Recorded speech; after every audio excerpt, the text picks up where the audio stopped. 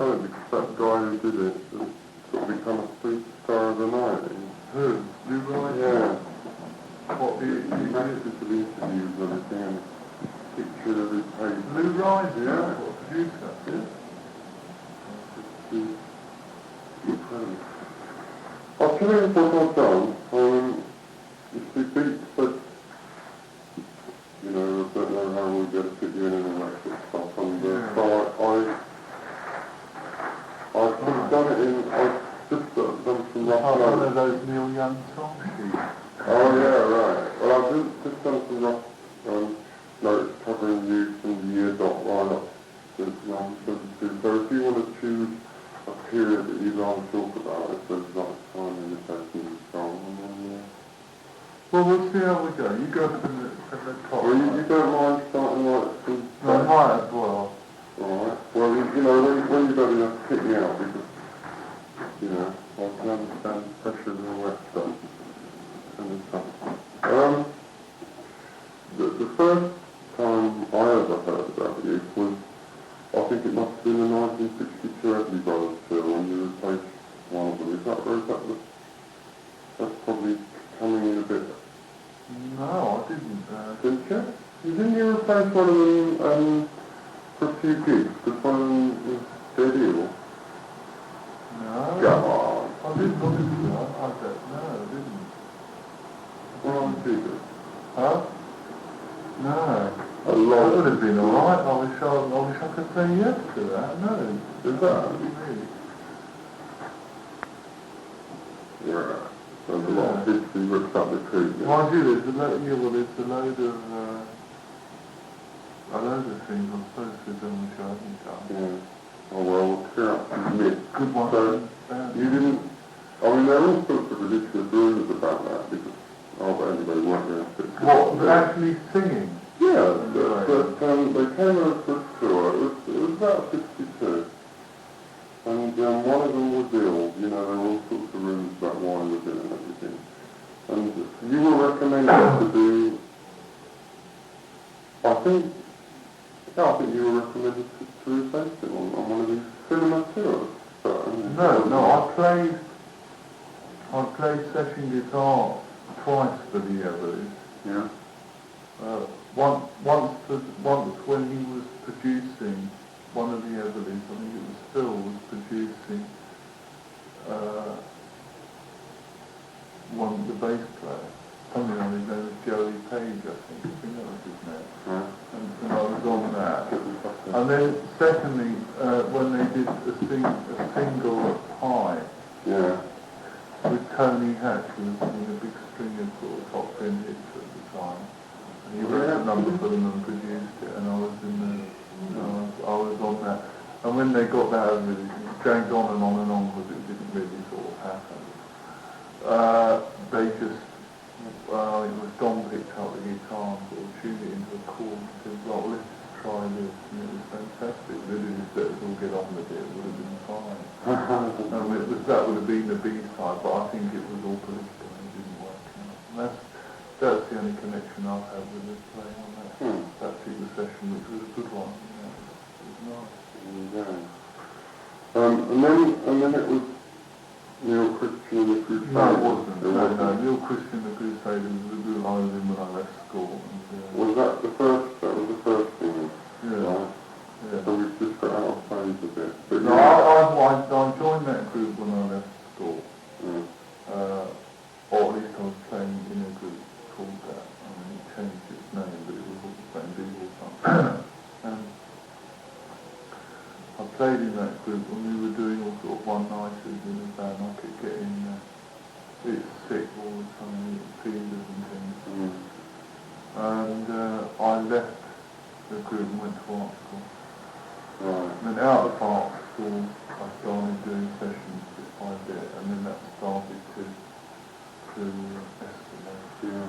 I thought At first it was a nice thing, because there were good things to be done, you know, the advent of, the Beatles was sort of really getting on well, then the Stones were coming out. I thought legend has it that you were spotted at Marquee by someone from Decca, and that's how you became session. Something like that, yeah. yeah, that's more realistic. Because I used to go up and play in the interval spot. It's just like sort of four of us, we just used to get together and never saw each other apart from being on stage at the marquee. Yeah. Was that was there the name or anything? Was that Andy Wren? It was Andy Wren, yeah. Yeah. And I don't know what's happened to him, he was bloody good on it. Yeah. And So see, originally I was with this Christian band, it come to the point where I wasn't going to go on with that anymore. And Cyril Davis was forming the group, he wanted me to join that. And I was listening and I thought, oh, shit. Thanks. Are these just lozenges or being swallowed?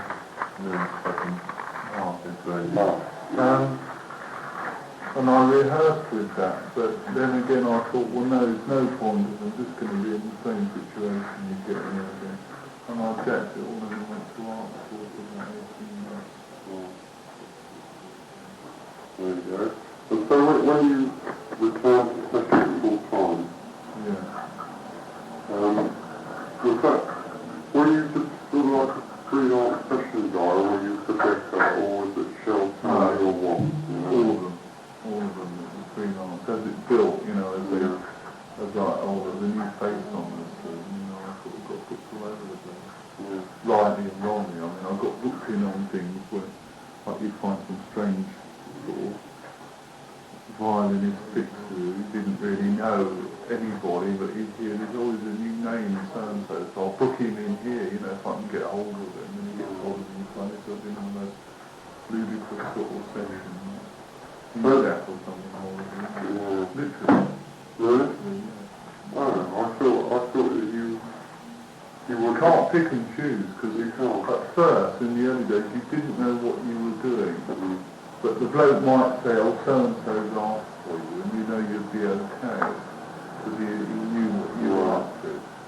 But you couldn't always, you know, you'd say, well, what is it, you know, and they'd say, oh, no, it's just been booked in by a client, and you couldn't tell. Bit right, and then after a while, I used to make a point of wanting to know who it was, because if it was it was going to be a real headache. The sort of thing where I just shouldn't have been at, then try and cancel it, I'll just go on and do it. Right. I mean, the stuff that you're known for was, the stuff that you first became known for, I think, was the Kinks and the Who and people like that, and the whole Shell Army thing, yeah. Yeah. Was getting involved in, you know, come along and join in. Was he like a big name at Neely's at that time? And because he had making options as well, didn't he, and all sorts like that? He just used to involve people like that, yeah. I think he felt confident. I'm not sure, I was thinking about this only the other day, I'm not really sure to tell me was why he involved people like that. I mean, I can't explain. It wasn't really necessary, but I was there. Yeah. I managed to sort of put a couple of phrases in on the other side. Right. But mind you, they were sneaked in. Well, I mean, you know, as I said, I wasn't really necessary on that. And I don't know whether Talmy just used to involve people like me, just in case the group couldn't quite make it on some level. Or not, when he wasn't really sure. Because I wasn't on it. With the Kinks, I did some other things, but I don't think they really wanted me to be there. Because the thing was, you see, too many people were making a fuss over it. They were going, oh, they've got session musicians on the record. Well, in actual fact, with the Kinks, it was more a case of Ray Davis was virtually doing the producing as well. He was sort of producing what was going on in the studio, and Talmy was, I think at the time, responsible for the sound. But he used to prefer to go up into the box and check out what it was like. So for him, I think it was more convenient to have somebody on the Yeah. phone. Yeah. But as soon as there was any, I wasn't saying anything, but it sort of just leaked out. Right. Obviously I was sort of not used anymore in those But I think Pete Townsend very proud of your involvement with I can't explain him as much as he likes to say, but he got there and Charles Hammer got it all fixed, and it was, an exactly time replica, but Ray Davis, I think, tries to make it either like tambourine or, Yeah, well, I didn't do that much, really. I mean, I think there's a couple of things, but I can't even remember now. But I know on their LP there's a couple of riffs that I managed to get in, but he didn't like it, really. Yeah. I mean, the sort of, well, you play this. Well, I mean, What about this? No, you play this. Yeah. Yeah. What about our solo on Down All the Night? You must have done that, I can't imagine. Or don't you want to get that specific? Well, no, not really, because otherwise it gets a bit of a Yeah. loss for them, doesn't it? Yeah, Really? of course it does. But I was just sort of in there, sort of, Yeah. groveling around in the middle of it. Okay. And then when Captain left the Yardbirds in 65, you invited to join us, but you didn't, because, you were doing well on sessions and so on, and you didn't want to get back in the band, I suppose, and and then you recommended Beck for the job. And he was in the Tridents about whom nothing is known. What were the Tridents? How did you know Beck? I've known Beck for years. Yeah. And when it was level pegging, it was all right. I'd known him since we were about sort of 11 or 12. And, this strange bloke appeared one day at my door with a homemade guitar. And it was there. Yeah, he was, I used to get on really well with Jeff at one time. I used to see him every day now, over the period of about 2 years. Around that latter period of the sessions. And then I was seeing Herefordshire Rock. Or in the Tridents, or sort of socially? I was seeing him during the time in the Tridents, but when the Yardbirds sort of started to take off, he came round a lot more, he used to come around a lot. Because we were both doing things in our respective, rights. But then the session world started to get really dreary, because I hadn't played a solo for about 3 months at one point, and then I did have to play a solo, and I could hardly play one, and I got really embarrassed, and I thought, this is just ridiculous, now's the time to get out. And it just so happened at that particular time, we'll get onto that later, but as far as the Tridents go, it was just one of those little Pie Island groups, really, he was associated with that time. Really good, doing all sort of dizzy stuff and blues. Yeah. Well, even while you were a session man, you became sort of a cult type figure, which was unusual for session men, and you started this, I don't know if you started it, but there was a sort of leg called Custom Cult, I think you were probably one of the first to have one with it. Yeah. And where did you learn from? I mean, people were learning from you, but how did you get the idea to pick one up? Was it what? Because it had a good variety of sounds, that particular one, the custom one. The flute pickup one had a very good variety of sounds, and it seemed to be the best all-rounder at the time. Probably now the best all-rounder is in Stratocaster, but at that time I thought that was a good one. But Eric really takes the cake for getting the full sound. I mean, the one that everyone associates with, of really whacking the amp up, the sort of John Mayall type Red Bull sound. Like those days. Because I couldn't do that. I didn't have much of a chance. I mean, on the odd occasion I got a chance to do a bit of feedback, but it was when all the other musicians had had gone home, because they'd all sort of put their fingers in their ears if you started something like that. It used to be terrible if you really start sort of roaring into something. So in the... Not the rhythm section, not the bass drums and guitars, but all the sort of violinists and the saxophone, there's all a bit of a joke. So there was no sort of free reigning session work, it was very much being told... No, it was. See, they give you a part and it would be written down. And sometimes it was good for the... But sometimes, you know, if you really wanted to be nasty, you'd play what was written. Because sometimes it was just really bad. And you could play so much better. Yeah. If you wanted to, better parts, anyway, things that would fit better and at least have a bit of life in them. But it depends how sort of, how willing the MD was to sort of, you know, work with the musicians, or whether he wanted every part of it to be sort of his invention. Who were you listening to at that time? Was it people like James Burton? People like that? Well, I've always listened to them. Was there anyone else that you could go into? Everybody's had a good guy at that time, I can't believe what.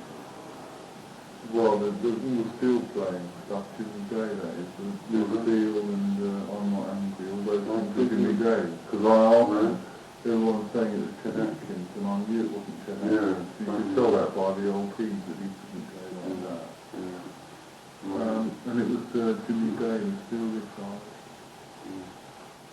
But any of those sort of guitars with bending strings, I was just really listening to them. You know, all the earthy ones.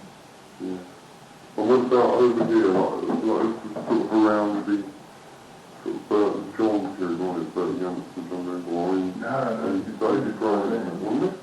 Well, they were grovelling about, weren't they, in 64, 65, because I sort of know the time of those days. No?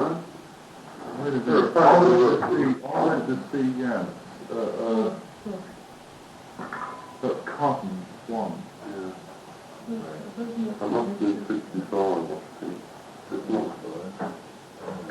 It was at the time when his second LP was just coming out.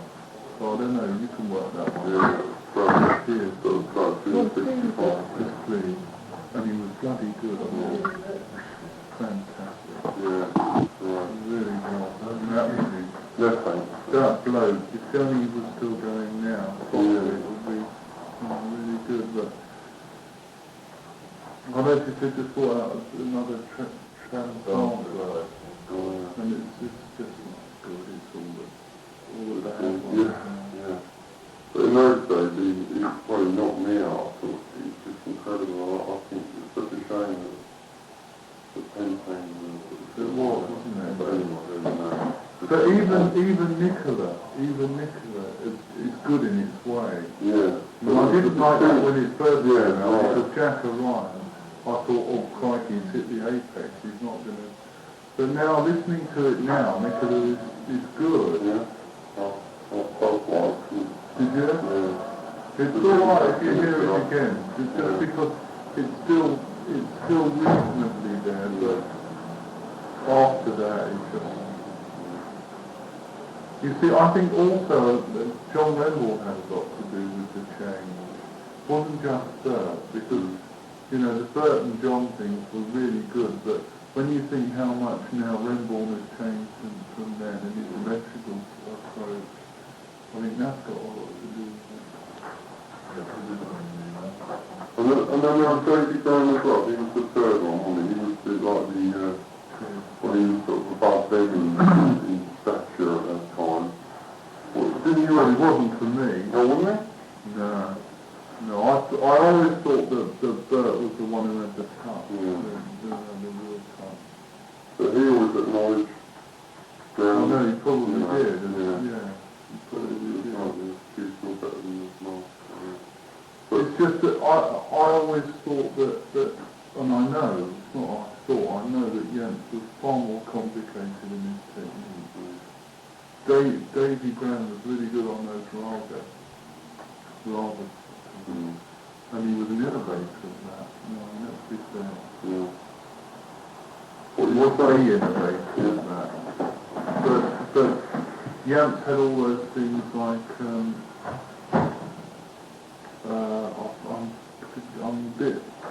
I'm forgetting the title, but what's that one, Alice's... Alice in Wonderland. Yeah, Alice's Wonderland. Alice's Wonderland. Things like that. They're so complex and Graham never ever did anything like that. Never. That's why I preferred him. He was really going off into all those timings and things. And that's where, well, that was it. You know, when I heard that, I couldn't believe it. Yeah. I think I heard Running From Home on the wireless once on the new release.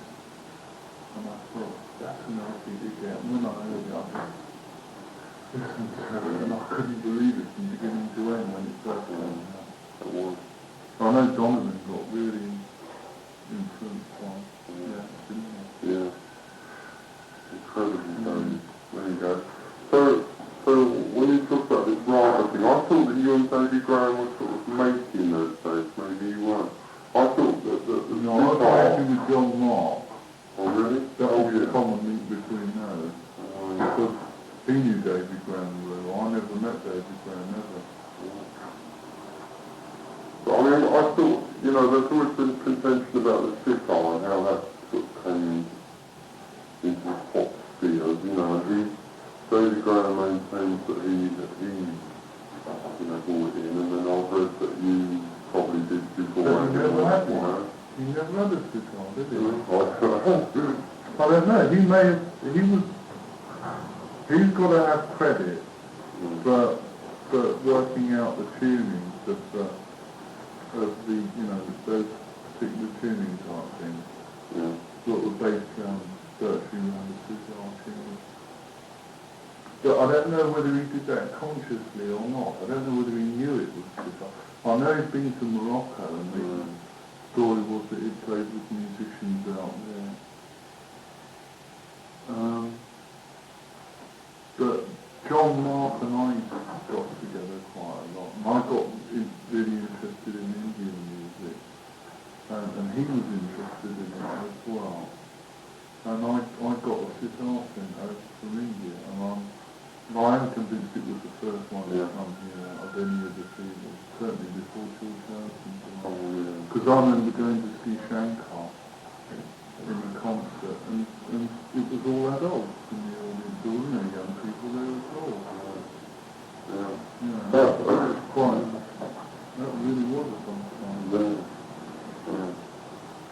And did you actually use the sitar on any recording? We used it. What was that? Because you could get a better Because I knew what was going to sound. happen, that's why, and I wasn't wrong. Oh. Because I thought that, you know, something that's been developed over thousands of years, to just have a quick, you know, just be a quick gimmick, especially on sessions and that sort of thing. Very worthy of it. Well, I don't know, I just couldn't, I just didn't, I wasn't the man for the job. Yeah, you're right, it did get hammered like, you know, 8 Mile 5, stuff like that. Well, no, I thought that was good. Yeah, I mean the gimmick got hammered. That's all that came out. No, where did it get, man? It was like Norwegian Wood in an 8 Mile 5, I think. Or probably the other way around or something. Yeah, I mean, I wasn't too happy about, at the time when Harrison did the thing on Revolver. Personally, but I mean everyone else was, and, you know, really great. As far as guitar playing, it wasn't. But when he did Within You Without You, I think that comes apart still. I don't think anyone's apart that. So you see that he really, he really did good things for us. I mean, he's the one who woke people up to doing his music really on the mass media level. But it was certainly people like David Graham who were into it long before anybody else. There's another rumour that you can dispel, or maybe give credence to it. That you used to go around in your youth with a tape recorder Marquee and people like, you know, up to gibberish, isn't it? That Gibberish. would be really nasty if they follow that one up. Let's see if I can think of something more different. I used to record little water. Did it? I had a tape recorder and recorded little water. That's true. No, okay. That car, Dominic Hopper. that car. No. No. But, This is when he was in a group called the Night Sounds, and he so what? Aberdeen, he goes around saying, you know, there you go. Well, you know, I don't play anything like Albert Lee. Well, Old Berkeley. I don't play anything like him, so I don't see how that can... Right. I mean, you know, it's not as though you could say, oh, that bit's like Albert Lee or whatever. I don't think...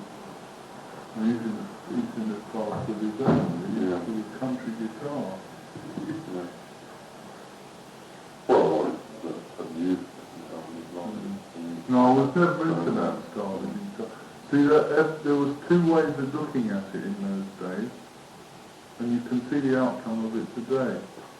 There was the sort of people who just stuck to their guns with either rock or blues, and the people that went off listening to Barney Kessel records and Joe Cass, and all these people. And I mean, Steve Howe's one of those. You can tell that now. Well, a lot of them have come out of that now, and have come now. The most successful of all, I suppose, is John McLaughlin. But then again, right from the start, he was the jazz guitarist, Right. you know. I don't even know how he ever got to that point. Suddenly he just appeared and he played like Pal Parlo. And he had all the chords of Johnny Smith, and there was he must have been the best jazz guitarist in the world, nobody knew who he was. But now he's come round the other way, sort of bending strings and using front boxes, but I suppose that's to make it sort of more acceptable. Or maybe he's sort of got into it. I don't really know without talking to him just exactly how he went through that transitional stage. But he always had a ridiculous technique. Yeah. And then you made a couple of singles on Fontana, is that right? One Not of that them, long. I wasn't One. allowed to make a second single. Oh. But I'll break my contract. Was that She's Dissatisfied, is that right? Which was like, that was really revenge, wasn't it? It was a sort of thumb nose, yeah, actually. Oh, yeah. But the only sort of justification about that, should anyone hear it and have a good laugh, is that I'll play all the instruments. Except the drums, I didn't play the drums. I'll play the the other song was like an instrumental harmonica. I was playing a lot of harmonica then, as well. I got interested in that. No, it wasn't my no, I liked Little Walter. I really thought he was brilliant. And, it's just your personal archive of it, yeah. I've got loads of things in my personal archive. Have you? Remain nameless. Yeah. Have you? But I haven't sort of sat down and licked things off them, you know, because there's no point. It's just to listen to them, feel I thought so at the time, but I hadn't really paid much attention to it. what have you got of notes, or can't think of anything? Well, I've got Cyril Davis, Really? Johnny Kidd. Oh. Yeah. Well, they're interesting to listen to now. Chris Bennett. Yeah. Yeah. Yeah. Get a lot of money out of it, it was down with and then got what, Mick Green? Yeah, Mick Green was really good. yeah. Very, very good. Yeah. Very good. Very good. Yeah. I'm going to skip the gun a bit and talk about, and finish up this session bit, although it's still something done. Bex Bolero you made, didn't you? That was like you and just Bessie Kisner and Johnson Jones, right? Yeah, Nicky Hopkins. And Nicky Hopkins too. Yeah. And then there That was would have been a bit of a group actually, but yeah. You know, it would have. Yeah, there was some rumours about that Keith Moon was getting a bit worried about the Who not giving him enough rain, and he was thinking of going off his bed. But I don't think you were ever thinking of it, because that was... No, the Yardbirds was still going, wasn't it? Huh? I mean, Beck had just left the Yardbirds, and they were still sort of viable competition. Left the Yardbirds. No, I haven't left the Yardbirds at all. Hello?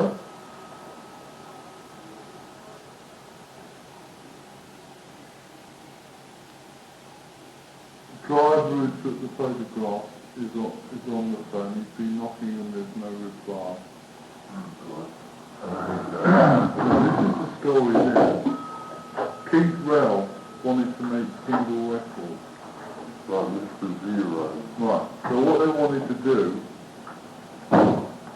everybody was going to make their record. I don't know well, it's sort of, they had certain ideas. Beck was going to make. Beck originally was going to do Summertime, which, if you've ever heard Santo and Johnny's Summertime, No, fantastic. It really is. It's not like the usual things, all sort of loads of really tortured notes on it. He was going to do that. That was with Georgia. Now, did Keith's first record come out with the Giorgio days? Or was it the Zero after Giorgio? I've got a feeling it was probably the very last bit of the Georgia days. Alright, well, when Simon Napier Bell took over, Yeah. who Mark Bolan should have quite another Yeah. he, no, it's not smart at all. No, I said an aside. Yeah. He, after a while, I think already, you see, Keith always had this thing about being fed up with the Yardbirds. Yeah. Because he lost all his confidence, you see. He couldn't accept the fact, I suppose, that he was in a band. I don't know quite what it was. There was something definitely wrong with that bloke. He always thought he was being blown out by everybody else. Yeah. When somebody sort of started going down well, he'd get really, sort of regress and become really reticent on stage. You saw him really, and he was just totally reticent. Yeah. There was no sort of performer like the early days at all. Anyway, it must have been something in there that he wanted to be like a big star, even though he would never sort of admit it.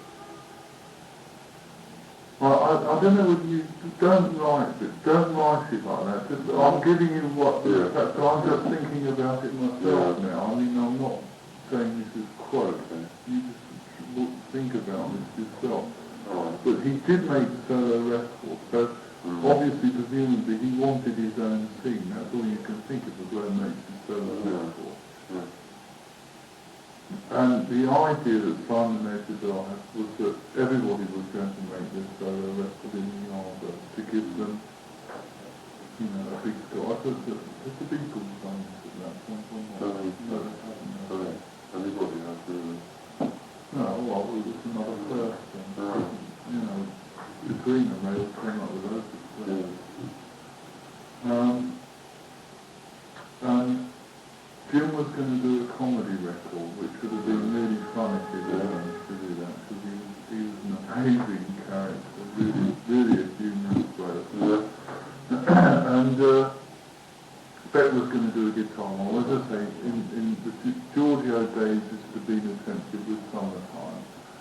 must have been an idea that Simon Napier Bell picked up on him, thinking of everybody having a simple recipe.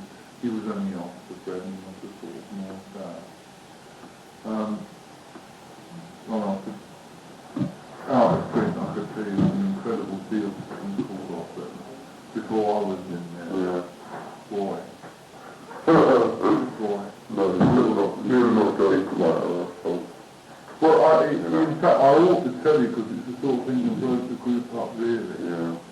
That broke Keith up, anyway. Yeah.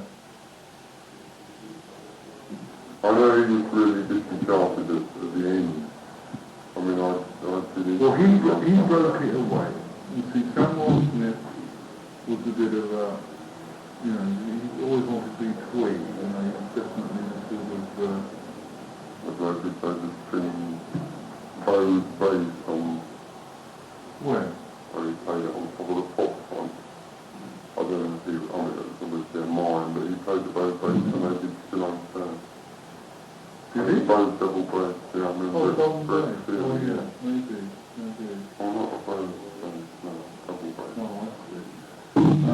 Well, anyway, his chick used to work for, she was the secretary of Vicky Wickham at Ready Steady Go. Oh, yeah. So they were into that sort of thing, if you know what I mean.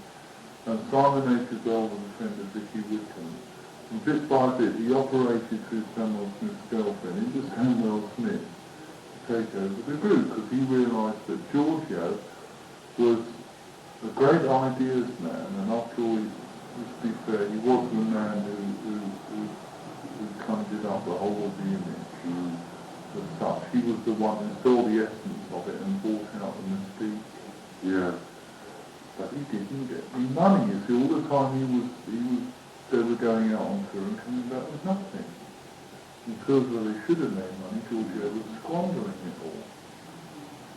On Christ knows what, nobody ever really knew.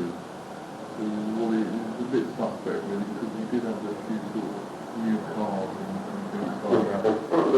Nobody knew how he managed to filter it out. And Simon Napier Bell saw this and knew that they were all on 20 quid a week. And, right. And so he said, right, well, let's get up to £70 a week. And went in and rewrote, this is the bit, he rewrote the EMI contract. Oh, yeah. Now, Giorgio said, right, you bastards, I'm having my settlement and settled for all the royalties of everything. I think even songwriting, I'm not sure. Really? But he got all the royalties, that's why all these LPs kept coming out after. Oh, yeah. Giorgio pockets every penny.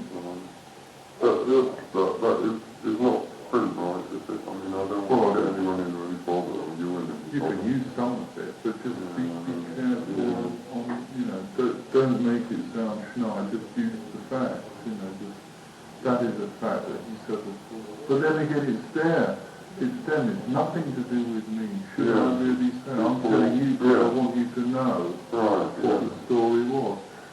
So they never got the artist royalties, even though he was a producer. He was the producer. None of them got the royalties. That was the settlement. Napier Bell rewrote the contract for whatever it was, £16,000 or something. Took 20% and said 10% goes to the agency. Now this is before I was in the group. You never find me what be involved in a record contract. What he did was obviously split it 50-50. Or maybe not even 50-50. You know, so that's the sort of thing that, you know, raw deal all the way through, and bit by bit, you know, old Keith, you know, sort of broken down, I think. They were still in there. Broke my heart, you know, I mean, I heard that broken arm got nothing out of what it showed his tail even. That sort of thing. Yeah. Can't believe it. Yeah. Anyway, Dexter, so I'm sidetracked the issue a lot, but it is interesting because you're going to say why did the Yardbirds split, and this has got a hell of a lot to do with it.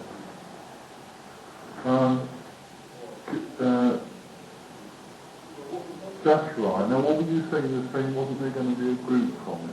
Yeah, Stevie Marriott. It was Stevie Stevie Marriott. Winwood or Stevie Marriott. And I think they asked Stevie Marriott. And Don Arden threatened to break everybody's fingers. And, you know, it was one of those sort of silly situations. Yeah.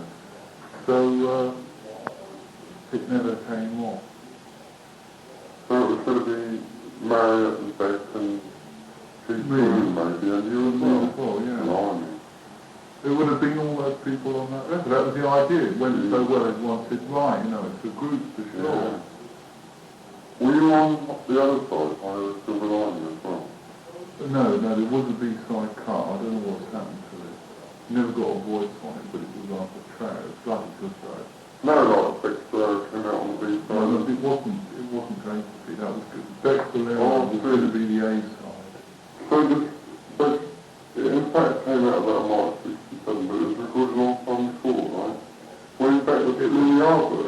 Yeah, oh yeah, that's right. I see, yeah. Yeah, and Simon Napier Bell, when Beck got kicked out of the Yardbirds, now this was because there'd been a lot of political situations. I mean, I know it's been rumoured in the States that it was all down to me for his getting kicked out. And his study isn't true, because I was the only one who was trying to keep him in, and I'm sure a lot of the others were there not about. Well, I just read a review once that said how much they'd always put the group down. This was on the 4th LP, and he said I held him responsible for Beck's, passing from the old. It wasn't true. You see, Beck, if he got a bit involved with the chick, he'd go, well, that's it. I mean, he still does it now. But in those days, like somebody like Keith, who was a bit touchy, and Samuel Smith, who was so precise and wanted everything right there, like that, they wouldn't stand for it. Well, when I came in the group, Beck had a sort of a friend, because he was a bit of an outsider, They all grew up together on the sort of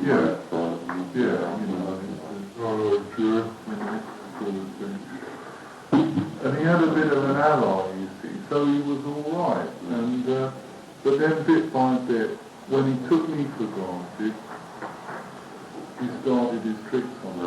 Now he kept pretending to be ill, and he was pretending, because he had a chick in California and he thought that she was being screwed by somebody else. And he suffered off that, and all these sort of things. He led us down on a tour. There was a tour coming up that bastard. It was the worst tour I've ever done for not being fatigued. It was living on a bus, doing doubles every day, driving doubles. And you just didn't know where you were, and it went on for about 6 weeks. No, it wasn't, it was 4 weeks. 4 weeks.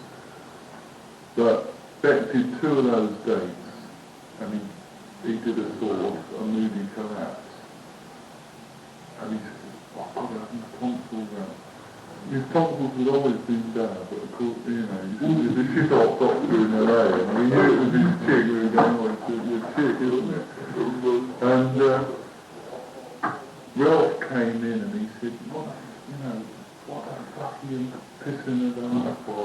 And Beck did this thing and everyone thought he was joking, you've got this guitar. And I was all roaring with laughter. And suddenly the whole situation changed and there was this sort of guitar and splinters on the floor. And Beck going, you made me do that, Ralph. And of course I was pissing myself, but for them that was the end of it. They wouldn't, and when we all got back, we carried on the tour from that point. Without him? Yeah, because he went back to that. Even still, you can ask him, I still tried to keep him in, but they wouldn't have any more bit. And I still wanted to play in the group, and that was it. Anyway, so what we're getting at from that, it's another Yardbird thing I know, but what we're getting at from there is that Simon Napier Bell therefore had 2 entities. He had Beck, and he had us. And so he got in touch with his office, and he got Mosty involved. Most to produce Beck, most to produce us, and Peter Grant's be part management with him. And in the end, you know, he just got to, he disappeared totally from the scene. It's the best thing about it. There you go. Yeah, but they did hire Silver Lining, and he must have given them the tape, actually. So. Yeah. But that's what I said, there were two sides. The Bolero was going to be the A side, and then there was a B side, which would have been a vocal number. So I don't know what happened there. With all the same people saying. There you go, and Philippe on the next major thing happened was that Blues Anthology, which was a very weird That was thing, really a tragedy for me. Yeah. I got involved with the media, sort of producing, legitimate producing, and also legitimate production of, well, again, isn't more stories than this, but there's John Mayall thing is the only thing that even mentioned because he was on the immediate label. And I did 4 sides for them, legitimately. But then Eric and I, you know, were pretty pally, and he came down and we did some recording at home. Yeah. And they knew I had the tape because I said that, you know, and they said, oh, well, they belong to us, don't forget you're producing. And so we've got to bring them up to the office. And they were going to put them out, and I said, well, you can't just put it, because it was already the same blues. It was the same. So I said, well, look, the overdubs and instruments on them. And the liner notes on that, I never wrote those. They were sort of Amazing. They really well. I mean, that was reissued, that big something as well, wasn't it? yeah, never got any money for it. Okay, so obviously after. But I mean, all those things like, I don't know, you know, all those things, they were just sort of recorded at home, were they? Well, yeah. Yeah, I mean, some just had to be on Then we overdub some other musicians like, you know, and Jagger did some part, Charlie Rock, Phil Wine, and they were sort of on it. No, I did that all wrong, you see. That's when I just completely barted company. I never had anything. Those were other tapes that they had that were done after some session. I can't remember what it was now. And we ended up just doing things. It was the All-Stars. I mean, that's genuine. It wasn't Phil Davis Crew without the guitarist. Just that with the guitar. It was another artist altogether. We just did rock and roll things for the genuine session, and then at the end of it, we just did these sort of instrumentals. It's a very weird LP altogether anyway. What one? The Blues Anthology, the whole thing, yeah, I got them. Yeah, well, it was just hustling whatever they put together, you see. Yeah. Well, It doesn't matter about any credits, because nobody ever got any money. Oh. And I felt really embarrassed because I got put in, you know, everyone thought it was me. Yeah. Well, You were also under the impression that you were like executive producer, whatever that label is. No, I had produced the thing, Yeah. but I had no idea they were ever going out. Very weird. Right, well, for the sake of getting... Sorry, not the All-Star one. I knew the Eric ones were going out, but Yeah. they were sort of salvaged in a way. But I mean, I thought everyone would be paid. I mean, I thought Eric was going to be paid for it. But what I was going to say was, this can't go in print, but I'm convinced that when they swapped over to Decca, they took one of the tapes that I did called Double Crossing Time and re-recorded a guitar solo. I'm convinced of it because it was exactly the same. Yeah. still, I don't know. I don't say that. Yeah. Lots of funny games on. Mel was a pig to work with, as you can probably imagine. No, I was amazing unpredictable spirit about him as well. Terrific. A real opportunity that work. 100%. I wouldn't mind saying that, you know, you could put that because the vote was an opportunity. Right. So, to sort of leap onto this Yardbird era, you joined approximately July, which you said. After Samuel Smith said I'm leaving, and it was I think it was either Oxford or Cambridge, one of those silly dudes with penguin shoes.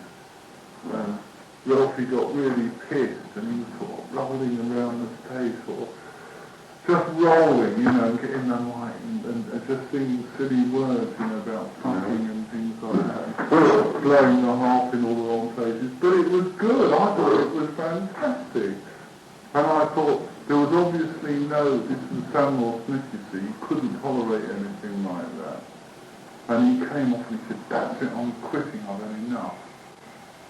Were you still hanging around with them then? I mean, I used to go to the gigs, yeah, because I used to really like what they were doing. Is that yours? I don't know. No, he's still whizzing around. Anyway, he jacked it in and he said to kids, if you've got any sense, he'll jack it in too. And they had 2 gigs following up within 2 or 3 days later. And they were stuck for a bass player, so I said, as I was there, I said, well, all right, then I'll do it. I'll play the bass. I'd never played the bass before, but, you know, it was just a sort of, I'd seen them, I knew what they were doing, and I knew the numbers well enough. I mean, most of them were free-form things anyway, so it's up to you what you played after a while once you started going off. And then after a while I did that, and you know, Jeff was saying, well, you know, you ought to come in and all that sort of thing.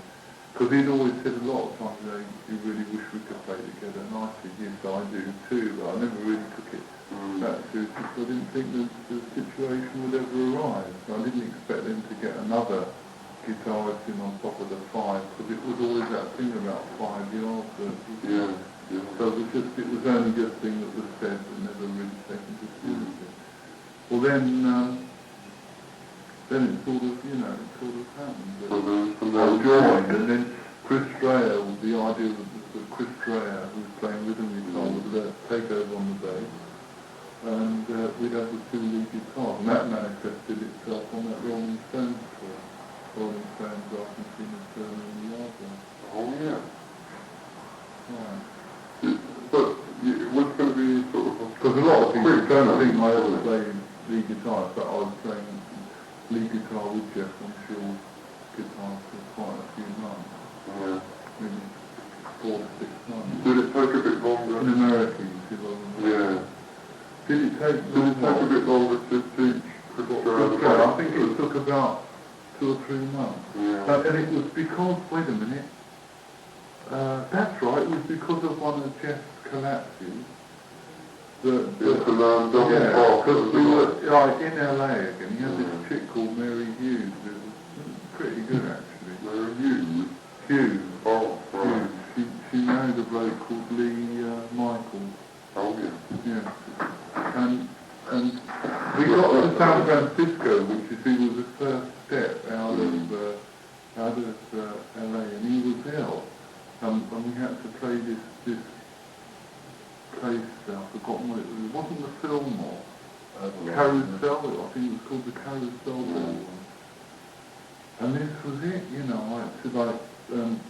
I'd been playing bass, and so it was either Chris Dreyer played the guitar,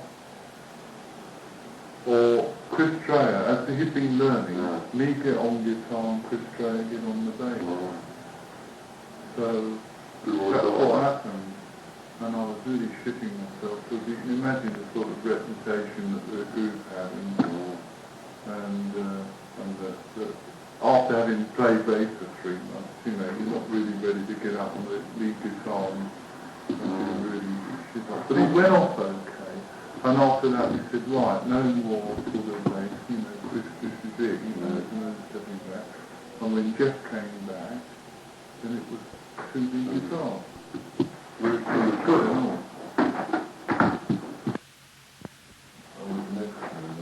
That's right, yeah. Yeah. I think they were bass days, Because that was weird, because you saw a bit playing some fresh guitar than it was, and then the guitar broke up with some crummy yeah. There were about 6 of them all in plastic bags. Did they? Be broken, yeah. Yeah, there were, according to some vacancy or something, or maybe it was a you interview, you and Beck learned these Freddie King solos, notes for notes, so that you could play them in unison. Is there any truth in that? You know, you were going to, Well, it wasn't just Freddie King, we were doing all different things. I mean, for instance, like the introduction to the things that they had, like Over on the Sideways Down and things that we were doing in harmonies, and we had sort of sections where we would play in harmonies as well. So it was sort of really the sort of thing that they, like groups like Wishbone Ash have perfected, that sort of pure lead guitar, quiver, that sort of thing. and then, Of course, you see old Beck, you see, some bloke, he couldn't. the line, After a while, he must be, I suppose he must be paranoid or something, but instead of doing the bit that he had to do, after a while he'd start doing something else. He'd go, no, wait a minute, you're supposed to be doing this bit. You know, and it was the discipline, really, Something like that. yeah. And apparently Peter has got a double voltage PA silo to sort of compensate for all the guitar battles that were going on, so that must have been where... Well, it wasn't battles, there was never at any time anyone trying to blow somebody across unless you were trying to blow me off, because I was trying to get the thing working like that, so you had like a stereo effect on the guitar. There was no point in one bloke trying to blow the other one off, because it would have been useless. And when you sort of, did you have to sort of learn the visual aspects of rock? I mean, did you do you know what I mean? Like, being in a session there, I suppose you just sit there and play. Well, I didn't even think about it, actually. Didn't they say, right, come on? It just sort of came in, did it? There was no Not sort of... really, because I remember the days when I used to sort of roll over and touch my head on the floor and all that sort of thing. And sort of arc things and all that, and Neil Christian and Crusaders, so it wasn't some challenge, it didn't really... I didn't even think about it, to be honest. Well, they weren't making a whole point of it. I mean, they were doing shadows, but movement and anything like that. Yeah, did you ever make any records with Beck? There's a possibility you might have been on Happening 10 years ago. The video of it on War. Oh, you actually were? Was that the only riff? Probably the only track, wasn't it? Oh, wait a minute. Except for Stroll on, that's last. What's on the other side of Happening? I can't remember. It's an old one. I can't remember. I've got no... Psychedelics, yeah, that's right. It was on that. Oh, was it? I've got a feeling that was baseline. I think it was based on that. Oh, really? What one? Psychedelics? Yeah. And the other side, you have the studio, another story, a bit epic. And he didn't turn up. Nobody knew what they were doing, and Ralphie had this little bit on a tape recorder, that bit, and that's all he had. And I got the riff anyway, all the rhythm structure of it. It came Morris when it was sort of ready for recording. And he hadn't played anything up to that point, and he said, oh, what's all this shit? Went off the house and sort of thing. And then he put some guitar on it afterwards, and that was it. But it was good. I mean, that's the only one. Oh, there's double lead on Stroll On. Yeah, that's still all some film. Yeah. Right. Oh, no. Yeah, Yeah, sure. There's double lead on that. I know there is. Alright. Because he takes the first solo and I'll take the second one, or vice versa. There you go. Fantastic. Now where's that LP, that little games LP anyway? That's, That's in the Explosive Emotion. yeah, that was a very weird LP on it, to say the least. It seems to me that... I'll tell you how that one was done. Half the tracks you didn't even hear the playback for. Really? It was that sort of first takes and all that. Because that's how it used to work. It takes time on singles, and even then it wasn't really time. But LPs were nothing, it was just something to sort of stick out after a single. Yeah, that was a strange thing, wasn't it? Yeah. I mean, Little Games itself was good, because it had all that sort of strange body rhythm and all that sort of thing. That was quite entertaining, that one, but everything else seemed to be, well, as you say, sort of first take and, like the original idea before you start developing it. You know what I mean? Exactly what it was. And then the subsequent singles were weird, like After the Crown didn't seem very art-early. Not really, no. Right. They weren't. You could tell from the feeling that that was like that. Yeah. That was just Keith Ruff plus some other kids. No, it wasn't. It was a sort of massive con job there, which probably doesn't go on so much now, but it used to go on then. It would be like Mickey Mouse would say, well look, why don't we do Said the Crown, but in this sort of Yardbird style, and everyone went, oh fuck off.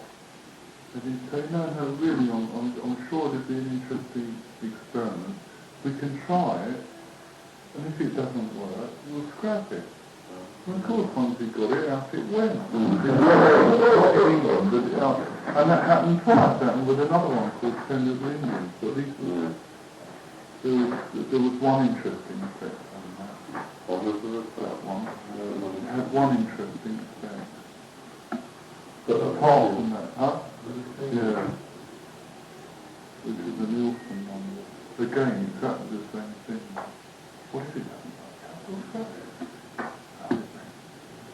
And that was the sort of never getting any more confidence in that after that. And then this other LP that came out live at the Anderson Theatre that came out last year. Didn't a year ago, or nearly came out. That's another one where that was another one of the sort of, I mean, there's always these sort of things would always happen, like Epic said, can we do a live LP? And they sent down the head of the live music department to do it. The agreement was that they should, Peter Grant made the agreement with them, that if it works out, okay, I mean the Mickey Mouse thing, but if it doesn't, no, it gets stopped and banged. Well, of course, it was banged. Because it wasn't any good. The bloke had one mic on the drums over the top. He didn't have a bass drum mic. Yeah. And we knew it was a joke when it was done. I think I remember a couple of us were ill as well, not feeling too good. But it was recorded and it sounded cool. When the bloke said to us, what was his name? Mark something. He did some other tracks too with the Yardbird. Come to think of it, in the studio. Because everyone was keen to get something done. Yeah. In a way, sort of prove it to themselves that it could still be done. But you always sort of, right, well, he got involved with this dreadful bloke. I can't remember what his name was now. Never heard of again, anyway.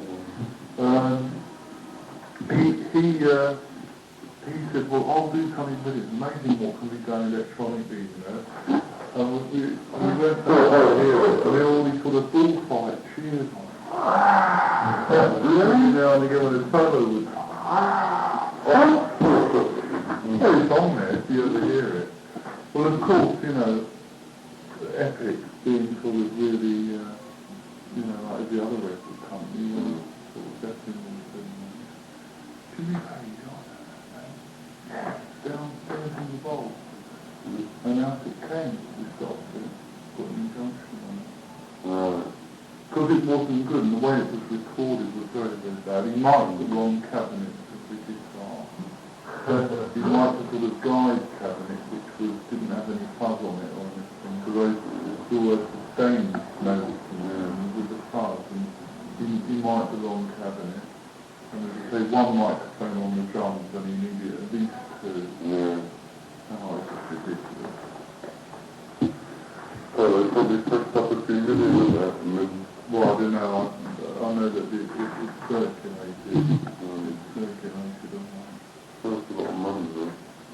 I wish it wasn't.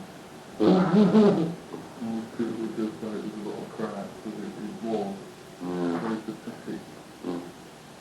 So you finally packed up after you gig at the Luton College of Technology. I remember that because I was living in Luton at the time. And it was about August 68. I can't find the date. Well, Ralph and McCarthy were constantly talking, it was more Ralph really, constantly talking starting AUC. And they were listening to sort of counteract what I was listening to, I suppose. They were listening to Simon and Garfunkel and these sort of sounds, they were very light things. They wrote a couple of numbers. They wanted to start listening to. They used to like the Turtles, and they were happy together with the real favourite of theirs. I didn't like that sort of music at all. Well, anyway, even though I didn't like it, in principle, when they said, oh, we're going to, you know, they'd already told loads of people that it was going to split up months before it did. I still said to them, well, if you got something new, let's try it, because I knew that there was enough potential in the group to pull anything off, you know. I just couldn't have any of it. And in the end, it was Keith, really. Keith was the instigator. So Keith said a very interesting thing. He said the magic left to me when Eric left the group. But I really thought that they did all their best stuff. You know, when Beck was there, you know, all the experimental stuff.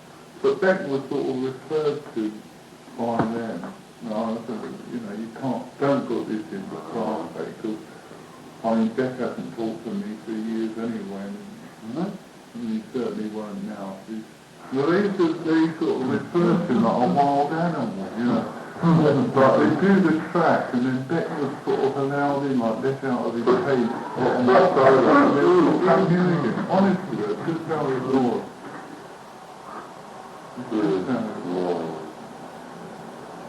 But the whole of that LP, which one is it? The one that came out with Over Under Sideways Down on. Yeah, that was the he wasn't on all the tracks, he wasn't even there. Really? Yeah. And they just sort of got him in to do solos. I don't think there were many tracks that he played live on. He might have done, but that's the impression that I got anyway, for what they said. Really? Yeah. Yeah, well, he must have played that at the same time, I should think.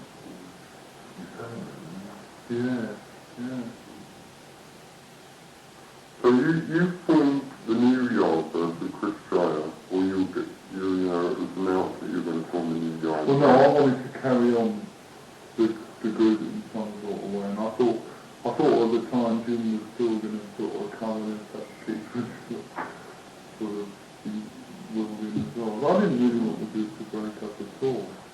It was really only Keith who wanted to do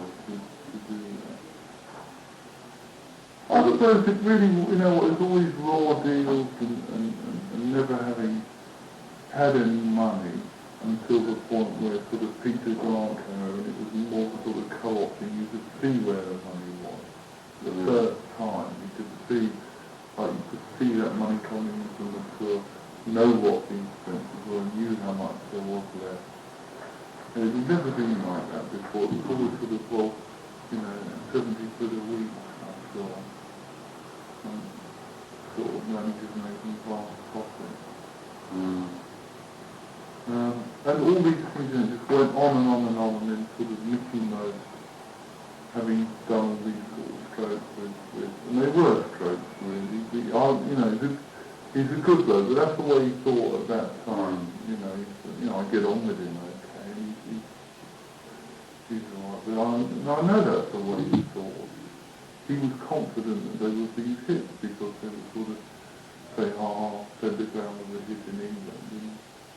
And he had the product, he had that title with the Albert, must be a winning combination. It didn't. And of course we were the ones who were suffering to it. What the fuck have you done that for? So in the end everyone didn't want to know about recording, you know, until we did. Yeah, still trying to think that's where it's now. No. Or Manny was it? Manny Cohen, it's one of those. Just Manny Green. Yeah. And then there's this guy called Paul Francis who was rumoured to be the drummer in this new group. No? So it's going to be you, Chris Sarah, Robert Farm and Paul Francis as the drummer. Maybe, I don't know, maybe that was somebody that Chris was going to... And even before it was rumoured that Harry Reid was going to be the singer. That's right. Well, that's who when it was all fallen through, I said, right, let's get Terry Reid, because I knew that he was bloody good, because I remembered him on this tour with this Stones tour, yeah. And we got hold of him and he just signed up with Mickey Mouse. And I said, I can't tell you, I can't. And he said, no man, it's going to be good. What was he doing there? He was on his own. Was he? Doing nothing really, except that, you know, he got a little trio together or whatever it was. Yeah. But what was he doing on this Rolling Stones tour then? Was he? He was a Peter Jones Daywalker. Oh, was he? Mm. Right. And Peter Wilson was going to be with you? Well, it was, yeah, he was sort of, I don't know, is it placed or not? I think I mentioned it, something like that. And then,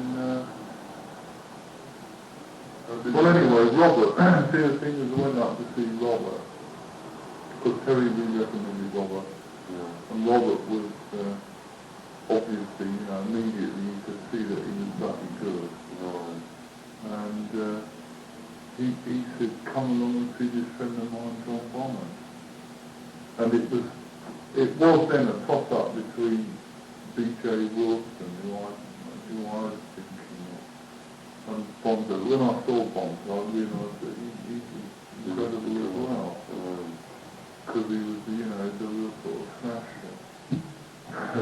You know, real rock and roller, which is what it needed anyway, and that's the sort of stuff that I like, really I like doing.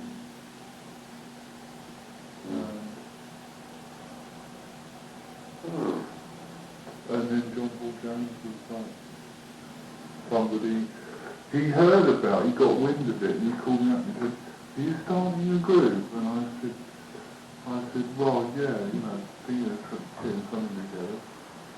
And he said, well, I'd like to get involved. I said, great, you're in. Right. And what one? Did you Actually, the put other an elbow or what? Huh? Did you give Chris an elbow then or what? Or did he No, he didn't get the elbow, he sort of, he said, you know, no, wait a minute, it sounds like he has got the elbow. I think Drea had said, no, I'm not going to get involved at the point when,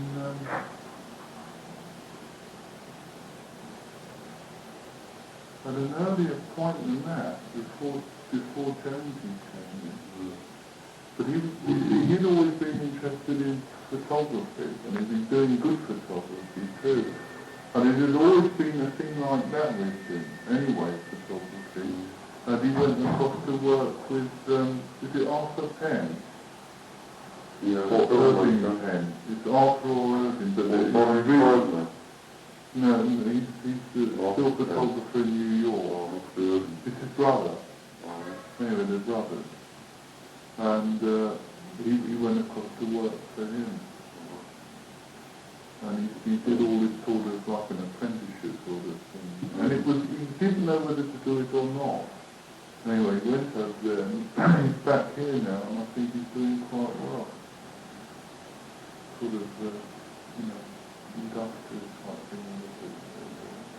Have you know John Paul Jones through sessions? I mean, he was an Olympic stuff, wasn't he? I don't really know that. He did the cello arrangement on Little Games. Oh, really? Yeah.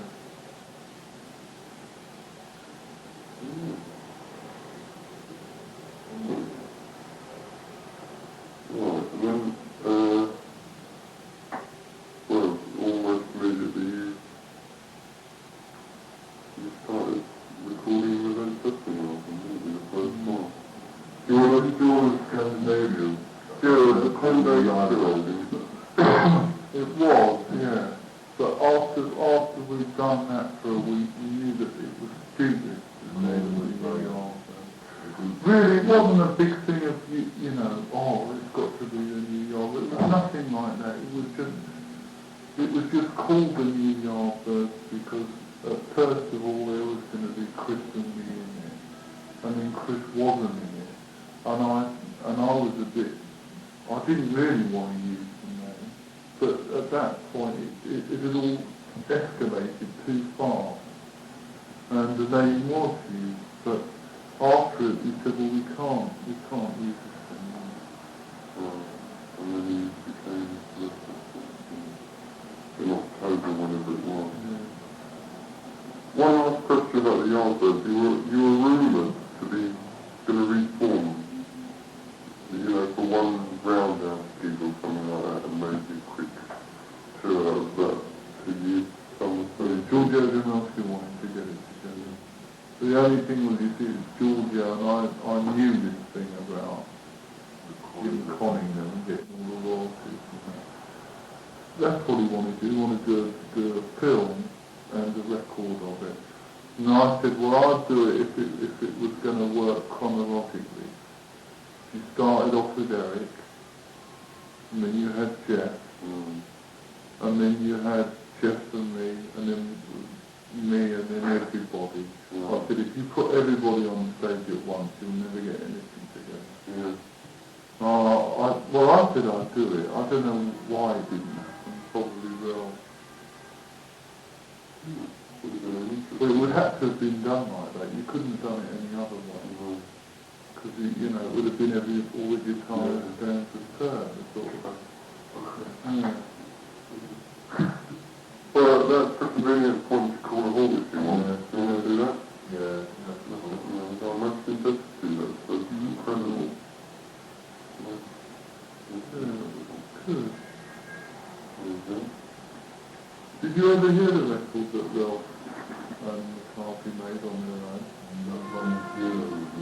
No, they made one. Yeah, I know that. No, that's all of it. The name of the film, it's on EMI. Samuel Smith did it.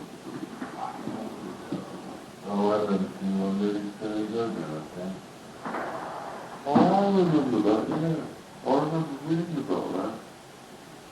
It was just rumoured to be them, and now I could tell. It was some silly name, like Parallel of Men, or something silly like that. I can't remember. It was just like a television thing. Yeah?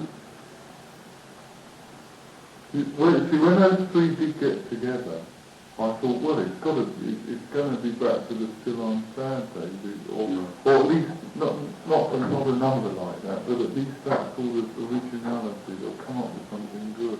And they came up with that. I couldn't believe it. But Jim's got a group together again. Yeah, I'm really pleased about that. Because I thought Renaissance was alright up to a point, but you see the same thing happen there with Ralph. About the baby Louis Simano, he was the problem there. But it was good. yeah. But of course it was that. And that's another thing between you and me. You cannot stand to see anybody on the stage going down well. He's got to be the one all the time. And to a point where he's a bit of a megalomaniac, really, because, his groups always run on wages, as you probably know that. I mean, that's terrible. But he does all these sort of terrible things, but he still manages to come out sort of smelling sweetly of roses. But all that sort of fiasco with Ronnie Wood getting sacked and reinstated and stuff. It was only because his bass solo was going down really well. But it was good. Why couldn't you appreciate the fact that that was an added attraction? It was good. What does he call himself now? It's still just even with the other two? Just supposed to make that as the other guys and the little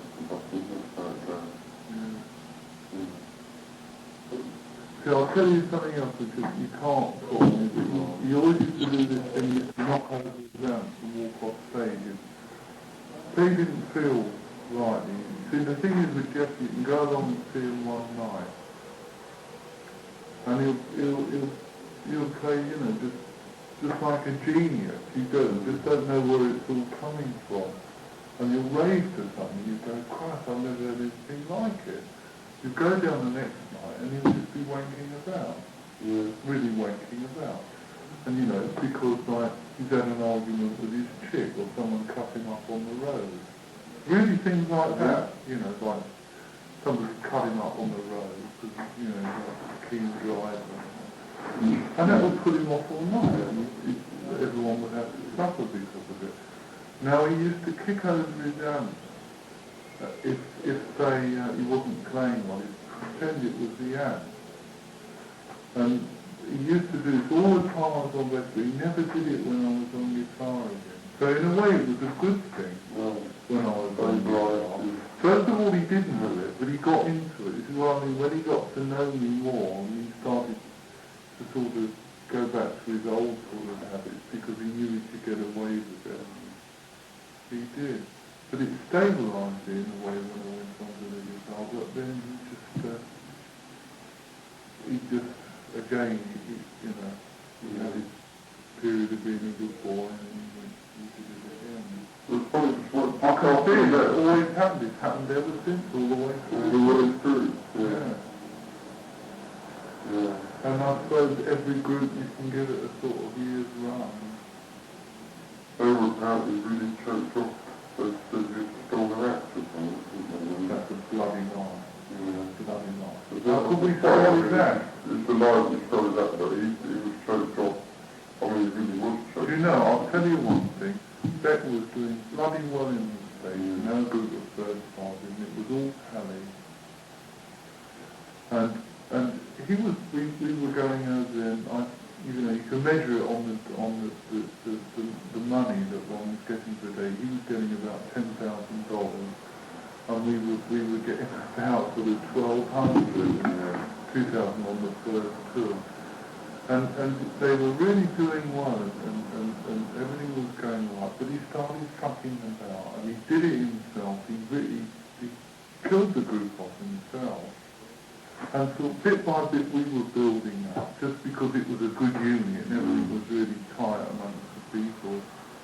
And when it went like that above him, he never spoke to me again. And he was doing all these really nasty things all the time. And if you ever read any of his interviews that involve me, you can, you'll see these things. If you have him here, and I'd love to have an interview with somebody with him sitting there and me sitting there, and just hammer it out. Yeah. It'd be really, really quite it might straighten him out once as well, but I couldn't believe it. I couldn't believe that that's the sort of bloke that he was, but that proved it for me. Yeah. Was I supposed to put it just left the yard, but it was all resentful, you know, and said that the drummer couldn't keep fine and all this and everything was backed up. And then, you know, afterwards, when it's been He didn't leave, he really got chucked out. And I remember sitting in Simon Major's flat and going, oh, it's, you know, it's silly, you should, you know, this, that, and trying to keep it in. Because I could see the potential of what it would be like if only it could pull tight together. If only Ralphie would get some enthusiasm going. But it just wasn't to be. Ralph was finished, you know, years beforehand, really. The only time it was good when I was in it was when, and I mean really shit hot good, was when we went to Australia with the Walker Brothers. And we were going down better than them with the Australians, because, you know, like we were bush Australians, but it's like if we sort of camped way through the way we like, so that's what it really was. But we were really going down well. And Ralphie really worked his balls off then. It was just like the early days then. He was, you know, really looking good and playing well and singing well. But on those American tours when it was sort of half grass and that, it was sort of King Sister Night and sharp. He just didn't know. Oh, blame it. Well, you could already, you know, still made life on it. I mean, you can understand it if the guy's been through some money for so many years and, you know. Yeah, but it wasn't that, it was this sort of paranoia as well. Funny when he came back with a guitar and relationships as well. You ever see the most guitar when he freaked out and played his phone out? Yeah, right. Okay. Are they? Good, well thanks very much indeed, that's terrific. See you again then. There you go, go again. Carry on with the farming. No, it seemed quite interesting actually.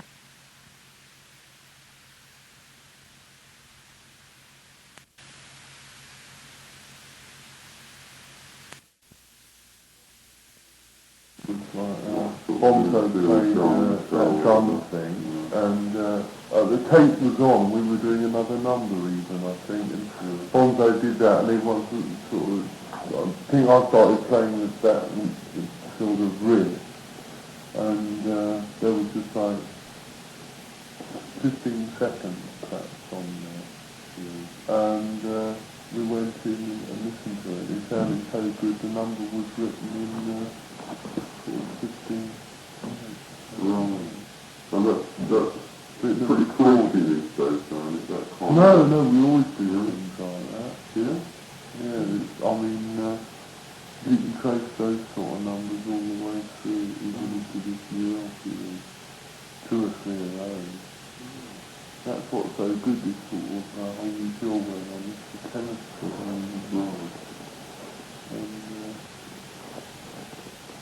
it's just good, you know, you sort of all get together and so it comes out. Usually comes out on rehearsals after not having together. So say 3 or 4 weeks, you get together and the number just comes out like that. Yeah. Oh, admittedly it's only a riff number.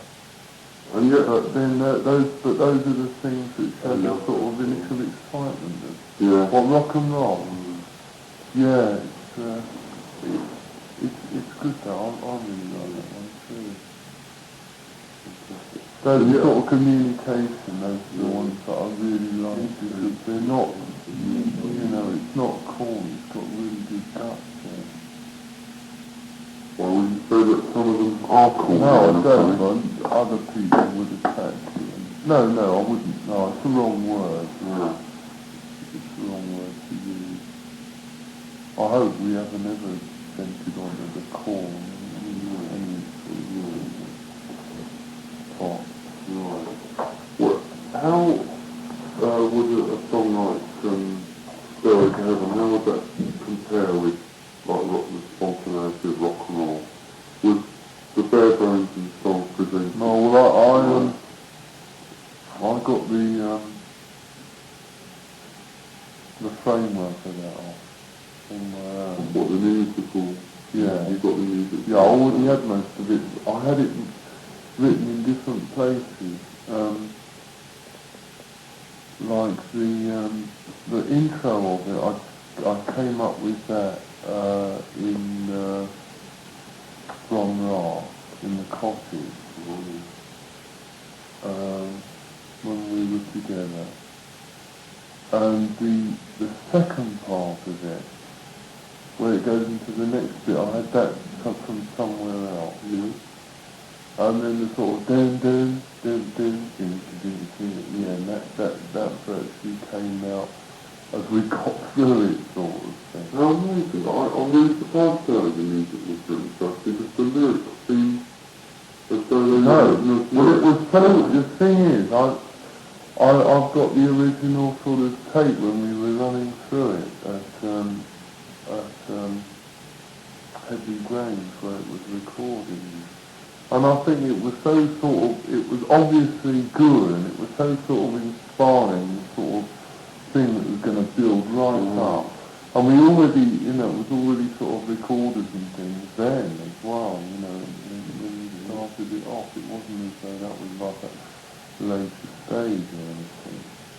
And Robert, it's funny, Robert came out with the lyrics just like that. And I would say 40% of it. Try this, you see. And I've got it, I just want to link it all together and see if it goes. And it was sounding good. And Bombay, the way he comes, it's better to leave him out up to a certain point, and if he's going to be sort of like on Hangman is another one, where he comes in later, and it really gives it this sort of kick. Right. So that sort of thing is sort of employed again. And Just for sort of dramatic effect, really. well, it just really it changes the whole mood. It's like a change of gear, you're right off. Even though the piano and the guitar are still doing this, they're still doing what they've done before. That makes it change. And then when the guitar thing comes, it sort of heralds the sort of solo. But yeah, it was really good. That it wasn't an uphill struggle at all. That one. Yeah, and then the sort of army of guitars got put on. Right. You could mention Gallows Pole. Now, I just go that something like. On what? You just mentioned Gallows Pole. Where did you get that from? I mean, Craig Gurmack. I came up. Well, again, this is see how it usually works. If something is a sort of again, stop the tape recorder. I'll tell you this because Craig Gurmack, which is a folkways thing. He was an interesting character. He was one of the. I may be wrong on this, but as far as I know it, he was the first wife to pick up the 12 string off the Lead Daddy. And that LP has got, very heavy overtones of Lead Daddy on it. But it wasn't well received. Again, as I say, I may be wrong.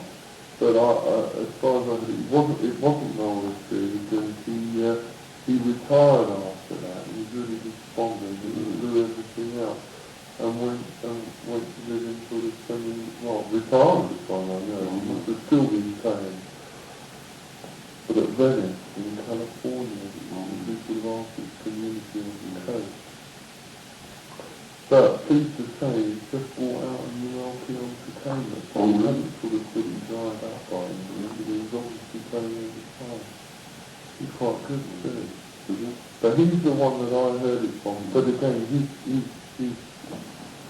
rendition of it's completely different. I mean, So I mustn't say that you, I mean, I mustn't say that you heard it from his LP. Oh yes, you can say that. No, I was going to ramble on into something else, but I didn't because it was totally off course sort of thing.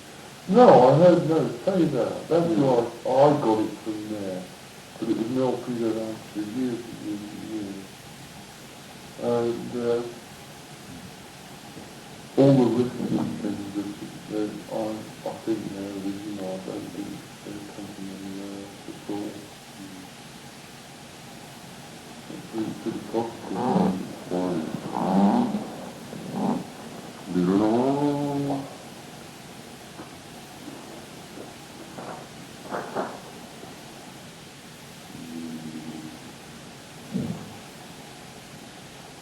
Yeah, I mean, after the successful album song, it became very fashionable stuff.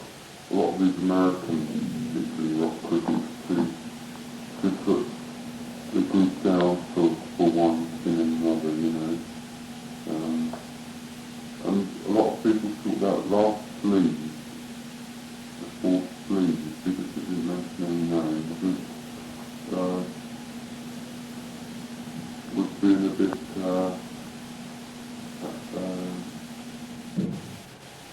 taking advantage of the audience, you know, thinking the audience would, words aren't coming to me, what's happening? You know, you're sort of accepting a sort of blind faith in the audience that they still buy it, even though... Well, they know what they were buying then. Well, I'll tell you, you've misconstrued it totally. No, I haven't misconstrued. Well, I'm saying that some of these press people... Oh, well, that's because they'll say anything. Yeah. They've got to try and make excuses for however they've misconstrued things in the past. They'll have to come up with some excuse to try and whitewash themselves. Right. Well, I was going to lead up... Now, let me just say what happened. Yeah. After the third LP, there was a real hammering on that LP from the press. What, on the quality of the music? Yeah. Was it? Well, I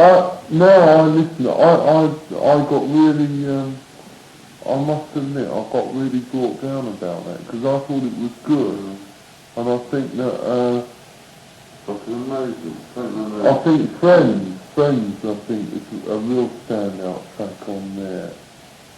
A really good standout track. But something, yeah, even though it's only a subtle thing and it's only employed at the end. Right. I really think that's got something there, and track by track it's pretty good. The only sort of track which I suppose could come under any sort of criticism is the sort of Roy Harper tribute. But even that's alright in its way. I don't think there's anything that really sort of one would sort of mess their teeth about. But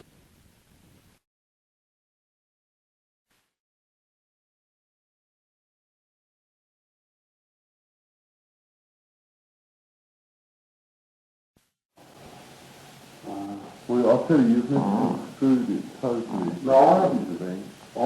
Well, I'm saying that some of these press people... Oh, well, that's because they'll say anything. Yeah. They've got to try and make excuses for however they've misconstrued things in the past. They'll have to come up with some excuse to try and whitewash themselves. Right. Well, I was going to lead up... Now, let me just say what happened.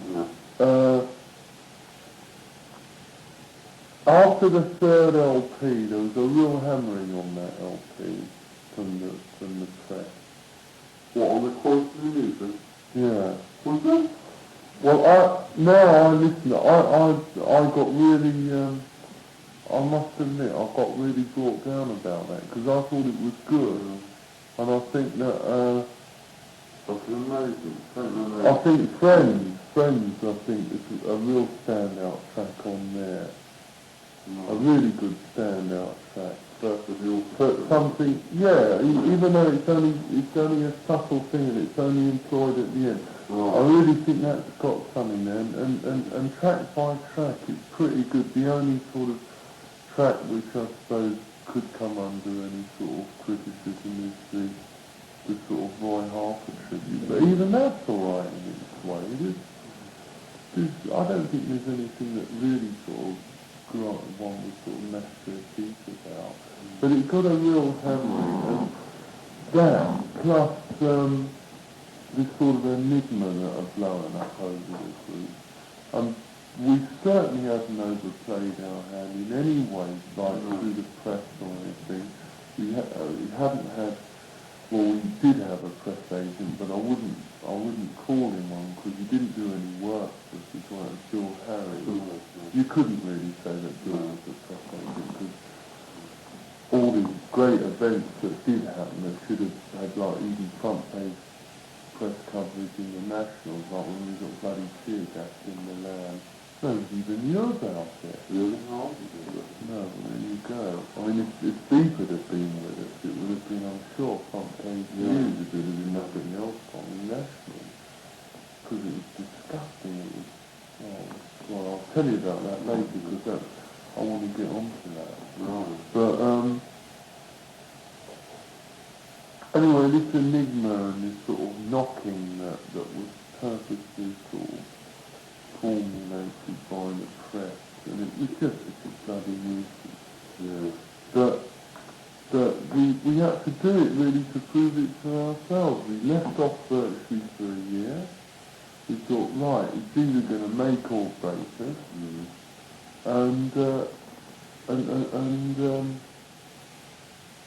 well, we didn't have any sort of information whatsoever on that LP. Nobody had ever done it before.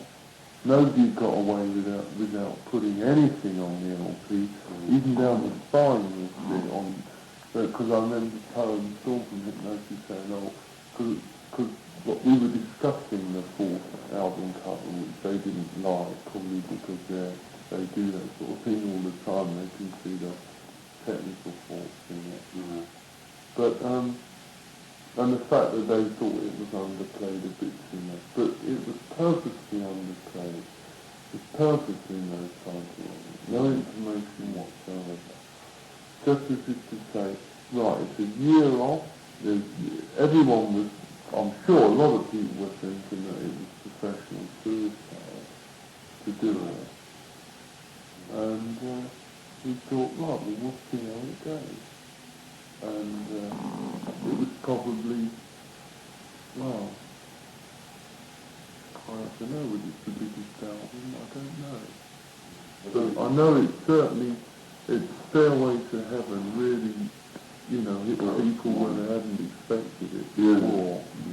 And a lot of the reviews after that came out, it was like, well, I've knocked them up to now, but I've suddenly changed my opinion of this person, what they're doing.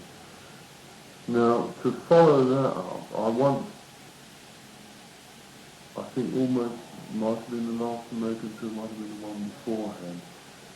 This American came up and started hustling me, and he said he was from Rock magazine. And he said, oh, it's funny that we should be travelling on the same together. Now, you know Rock magazine, don't you? It's quite a sort of eminent sort of paper over there, isn't it? And he said to me, can't still gyrate on the stage, and all these sort of things. And I said, well, it depends what we're doing, yeah. But, you know, if that's the way that, if that sort of number, rocky number, you're not going to sit down on the chair. And so it went on this conversation, and bit by bit, the sort of questions that he was asking were so sort of naff, you know, really sort of like sort of questions that, or statements even, that are sort of, well, I was going to say the sort of questions that a sort of regional paper would ask, but even they would have been more in tune with what we were up to. And I said to him, when did you last see the band? And he said, well, quite a long while ago actually. He sort of you know, slid it underneath his head. Well, he's done album reviews as well. And I said, well, where was it actually? And he said, well, I saw a film called Super Show. And now Super Show was something that, you ever see Super Show? It was done probably 2 months after we...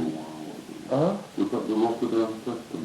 No, it was done about 2 months after you formed. Robert had a bit of laryngitis that day. We were supposed to do 2 numbers, but that we weren't like the big names there at all at that time, as we'd only just sort of started. And Steve Stills and Buddy Miles were getting all the honours that day. Because Steve Stills and Buddy Miles were going to play together, and it was always sort of waiting for the great chair. Merritt was on it, and Buddy Guy, and what's his name, Roland Kerr. Oh, I've never heard of it. The airport thing or whatever it was, wasn't it? Or Well, it was done at, yeah, it was done at one of the, Yeah, I've read that. yeah, and that's all he'd seen. We'd only been together a short while, and he was talking to me some 3 years after the group had formed. He didn't even know we did acoustic numbers on stage. He had no idea whatsoever what we were up to. And I said, what? And at this point, I've been, you know, sort of humouring all the way along. At this point, I really let him have it, and I said, you've got to teach us something. You've done reviews on the band, on LPs, and you don't even know what we're doing. You've got no idea at all. You're basing your preconceived everything from one show. You know, you sort of just preconceived the whole thing on the career without over one show, and I was just totally amazed. And I realised the sort of prejudice that had built up about the band, purely because it made it far.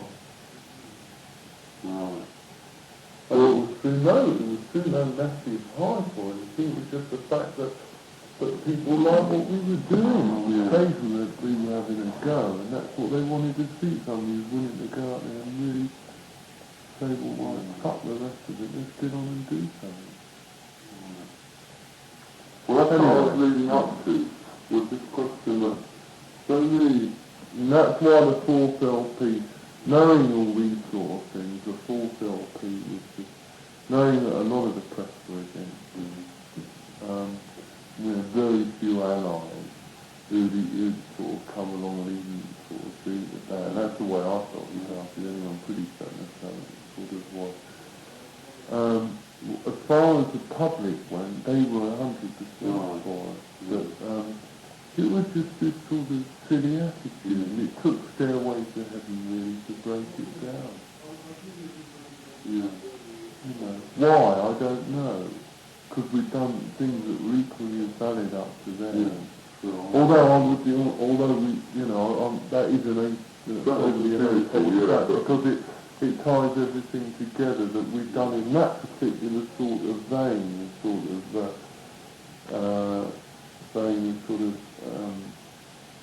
thank you, and well, you probably might not see the train of thought on this, but Dave, I'm going to leave you. I would even include that in a way. But not the sort of things like rock and roll and communication, because they're the sort of things that just come out like that, and they're there, and it's great that they are, and thank God they do come out like that, because, you know, it's really good when they come out. But as far as, like, sort of trying to get, you know, the sort of music of it going, you know, harmonic structures, you know, I think it's just, but still, you know, it's fun.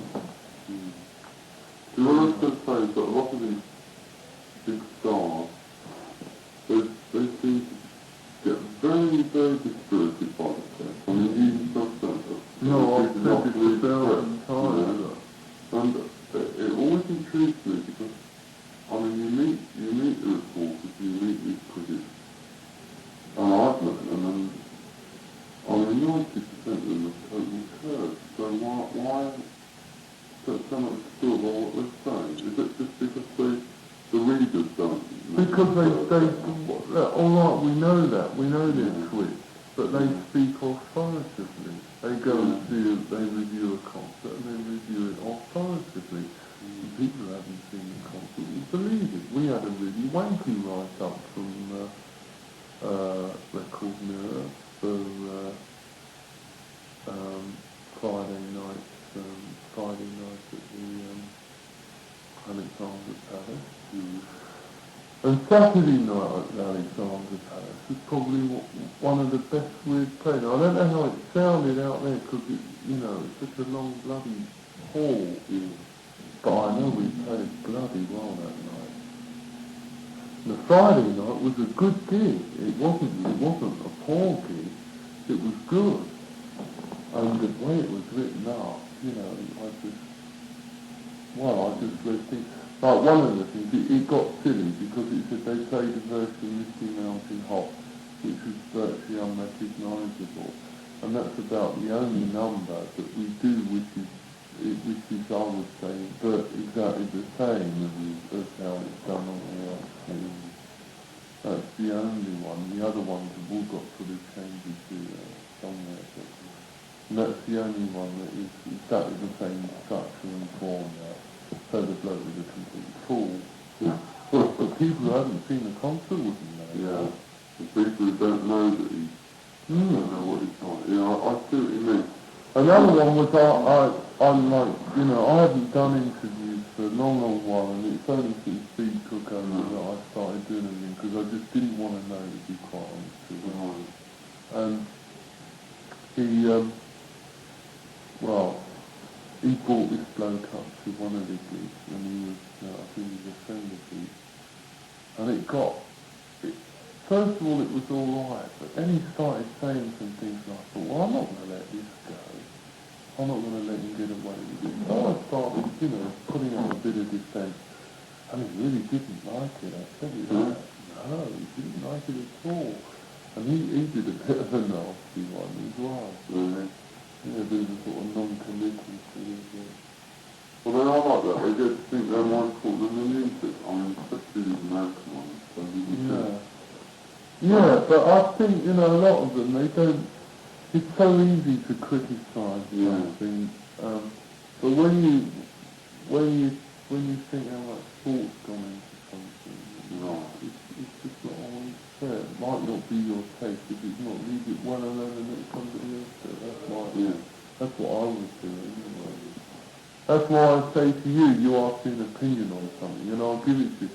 And I say, don't put it down, because it's purely my opinion. I don't want anybody else to be sort of jaded by that, or if they've got a very strong opinion another way, like the Buffalo Springfield, they might say, well, I thought they were brilliant, one of the best groups to come out of this space, he's an idiot. Well, it's only the fact that, personally, they didn't really hit me on sort of emotional level that they did other people. And I mean, the people that I like probably, haven't hit other people in the same way.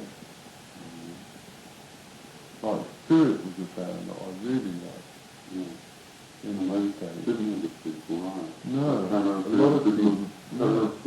Terrible press mail and No, I saw them with Cosmopolitan in the States. American Kaleidoscope was another band. That was my favourite band of all time. Over there. That was my idol band. Yeah, absolutely brilliant. They did. Have you ever heard Beacon from Mars? Yeah, the big flower and all on it. Yeah, they did all that LP, that sort of all that sort of Moroccan stuff. They did each number virtually the way it is on the LP. So every number hit you like that was a complete change, all swapping instruments. So 3 or 4. It was like a sort of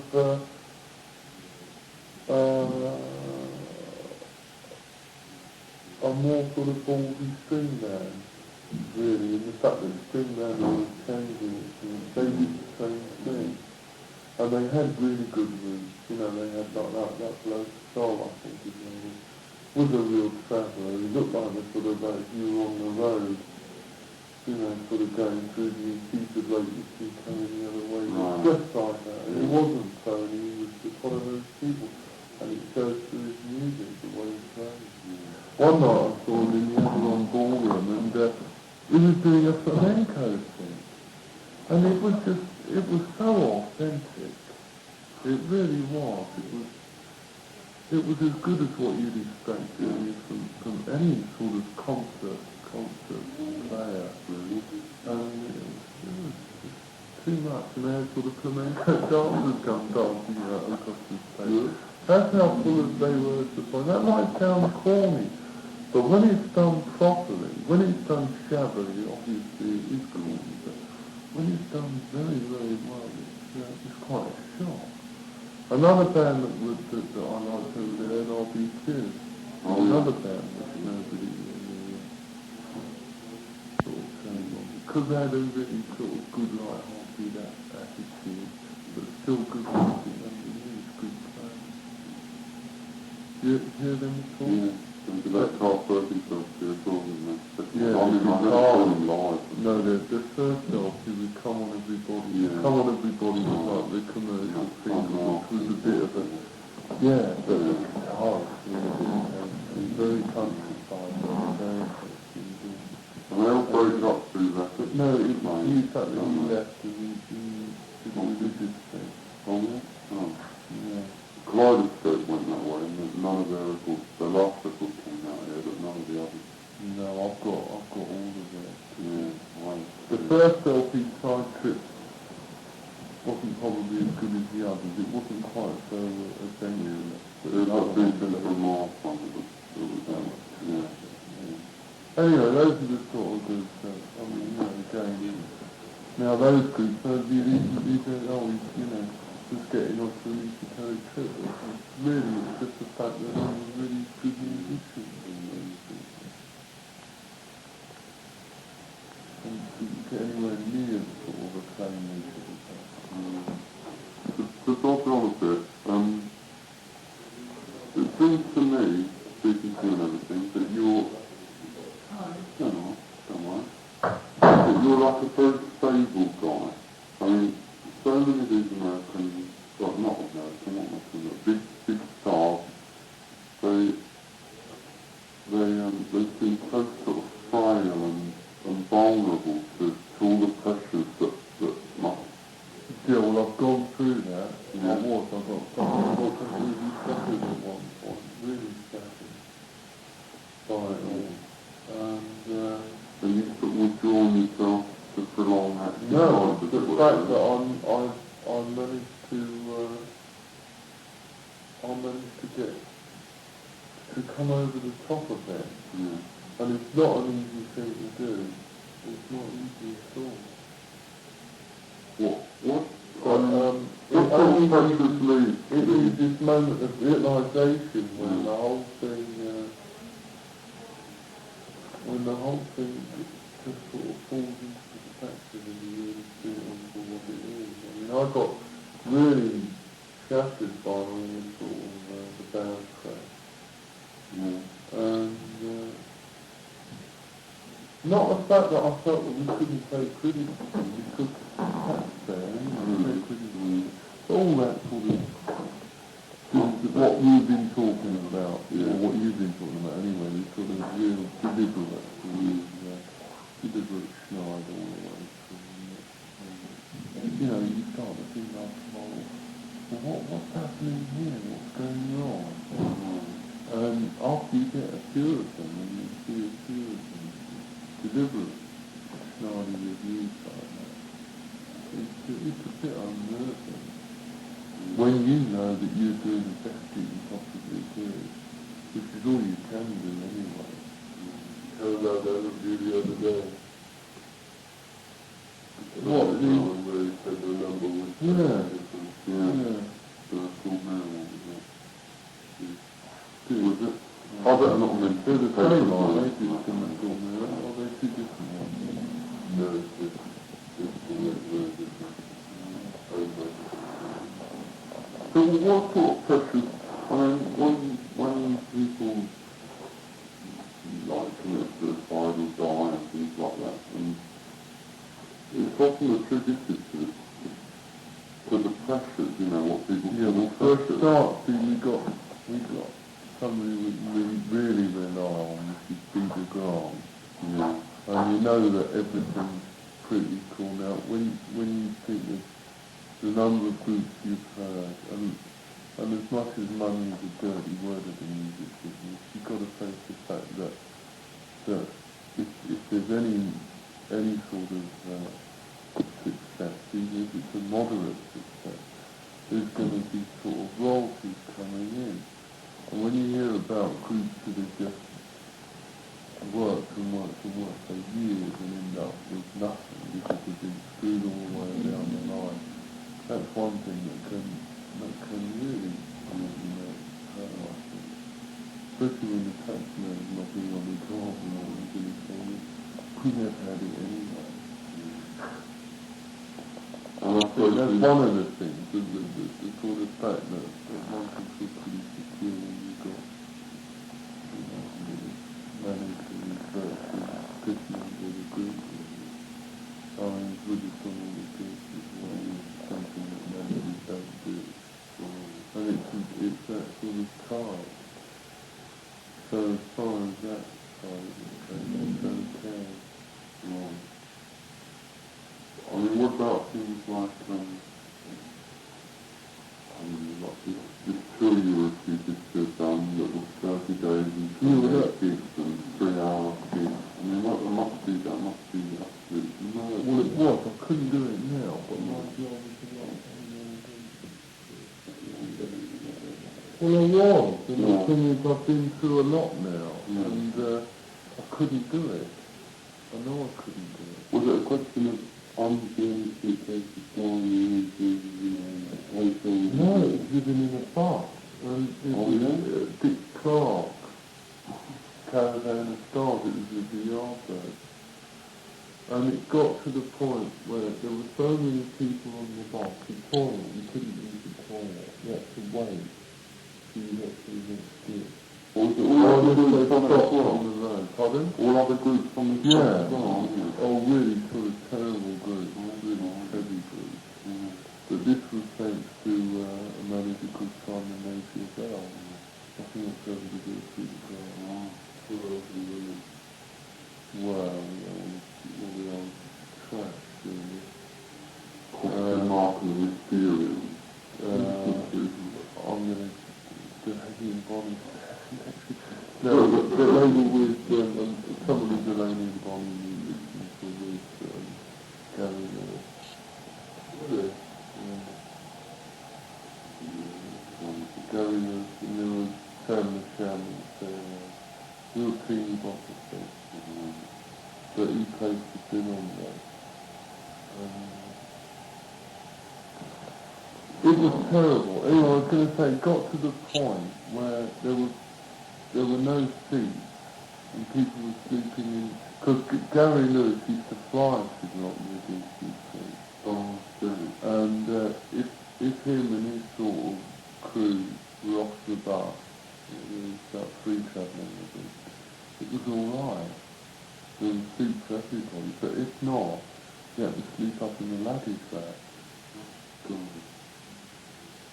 I mean, doing doubles, you get to a gig, and like we weren't first on, actually Brian Highland was the first one on, and you get to the gig, and it'd be straight on the stage, no sort of changing or washing brush up, straight on the stage, and if it was a double, as soon as they came off stage, they'd wait in the truck, because sometimes there'd be two buses on a particular case like this, for the other lot to come off, second group, and then they'd shoot off to the next gig to go on, and then the ones who were sort of just finishing the second half would get in, and then they'd go on and do the second half of the next gig. And it was something like that. That's the tour when Beck blew it out after two days. You could see what it was going to be, but instead of stitching it out like, I don't know, it sounds ludicrous now to sort of stitch it out, but in those days there was no excuse, and you still had to do it. So those sort of pressures get taken off you obviously, you know. But don't you feel the need, I mean, so many of these people... No, I think what I consider a real pressure is when you're doing the best you can do, and people are just writing it off as crap, when in the first place they were claiming it as being something good, like saying the very first early days, when they were going, oh yeah, it's really good. And just try nonetheless harder than what you were in those early days. And suddenly it's become shit, so you've got 1 minute and shit the next. And that's what I call precious, when it's constantly coming on at you like that. But as I say, I got over that. It really affected me at one point. And I know a lot of other people think it affected me by it too, not necessarily in our group. But, in fact, not in our group, most of them really good. I don't think it pays to be too sensitive, really. Very vulnerable. Yeah, you can be. What about this new LP that we're hearing? We keep hearing little about the Never Fear. Yeah. Well, it's been finished for quite a while. It's like mid-summer, isn't it? Huh? No, it's not quite as far back as that. Some of the tracks were written even that much, but we never got it finished then. It's not the fact that it's taken a lot of time in our age. It's more a case of getting into the studio, trying to work in one particular place in England, which is Olympic. That place is just constantly booked, and you can't get in, and you may want to go in to do a voice and guitar over that, and you have to wait 3 or 4 weeks.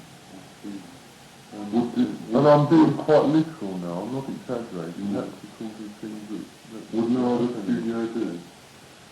You wanted Olympic? Well, I've had a bit too much of working with too many engineers, it doesn't do too much good.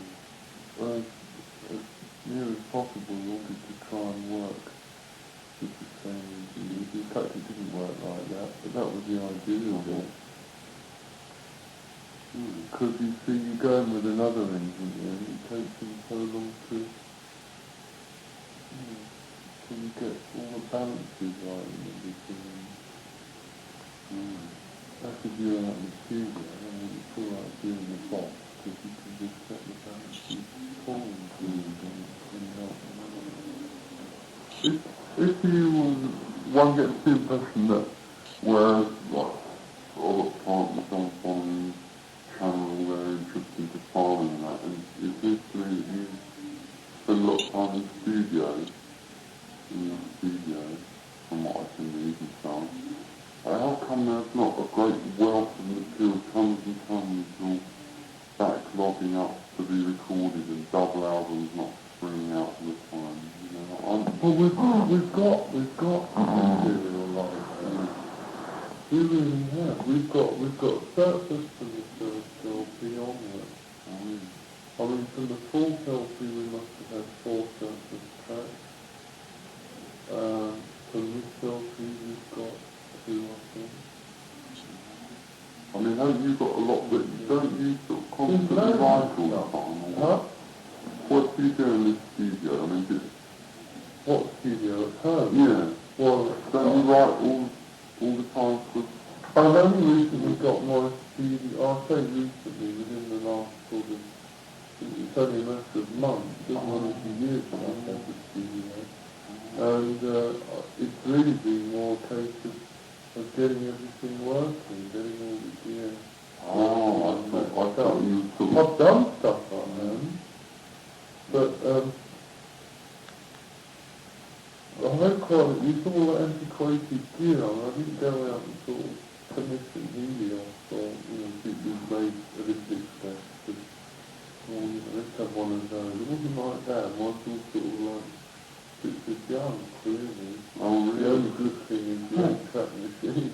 Yeah. That's the only thing that was really on a par with a general studio. Everything else is just done with the sound.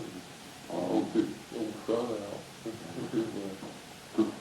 said I thought that you were like a hermit who went into the studio at the crack of dawn and didn't come out till the night, you know. And Well, I've been like that, but I'm not, I've got to be honest, I'm not like that all the time. I wish I was. You're not better musician than I am now. But what? And what about this soundtrack that you're repeatedly working on? Yeah, there's a Kenneth Angus music horizon. It's the 20-minute opening section to the film. I think I mentioned it. It came out in some off. That is, I'd say that's 95% as far as Is that the first time you've ever been asked to write for film? but it's not, you know, people say film track and they immediately think of these films of It's not like that. Kenneth Angus films are usually, I mean, I don't know whether this one is taking a different approach on this one or not. I can't really tell, but I know that it's usually ICA and colleges. Did you do it because you respect the guys who do this work? Yeah. Or what? And how was The it fact done? that you asked me as well, which I thought was quite an honour. Did you, show you the film? Are you working with host Well, first of all, he said, I'm working on this film for Raj, and he's been working on it for a long time, different sorts of music arising as well, different sections of it, like it started, and I gather I read in one place that he had some of the film stolen one time, one of his earlier music arising, because I think it was about the third one. Yeah, it's the film of the time. Then there was another one that was started Lucifer Rising, and that came out as Invitation of My Dear Brother, which I strongly recommend if you've never seen it. If you've never seen Invitation of My Dear Brother. I mean, you go in there and you just don't know how long the film was or anything. Yeah. You just get bombarded with all these images that come out and everything.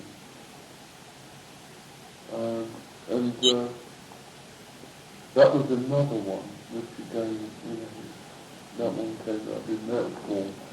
And this one, he went to Cairo and So you've seen it already? well, when he asked me whether I'd like to do it, he invited me to his place. And he said, I've got some rushes if you'd like to see them. Some of them were in colour, and some of them, because they posted some of the only ones in black and white, didn't know the colour. It was this black and white print, I suppose, to see. And I saw bits and pieces of the opening. But, you know, it wasn't all edited together by any means. So the music's not sort of totally tied to the image on the Well, it is in a way, because I got so far with it and then brought down a roughly edited version.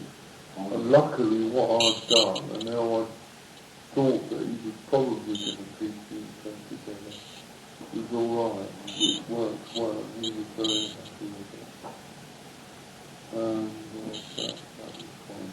I knew quite happy about it. But I've been doing it all at home, and it seems a sort of major experiment as well on my part. Quite interesting project. But as I say, it's like, And when you I sort don't of get the wrong idea of what it's doing. Well,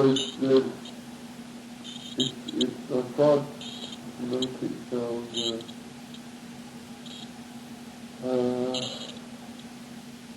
as far away from something contemporary as possible. Or I may have completely misfired on that content, but I'm not sure. I hope I have. For instance, I've tried to make the instruments sound different from what they really are.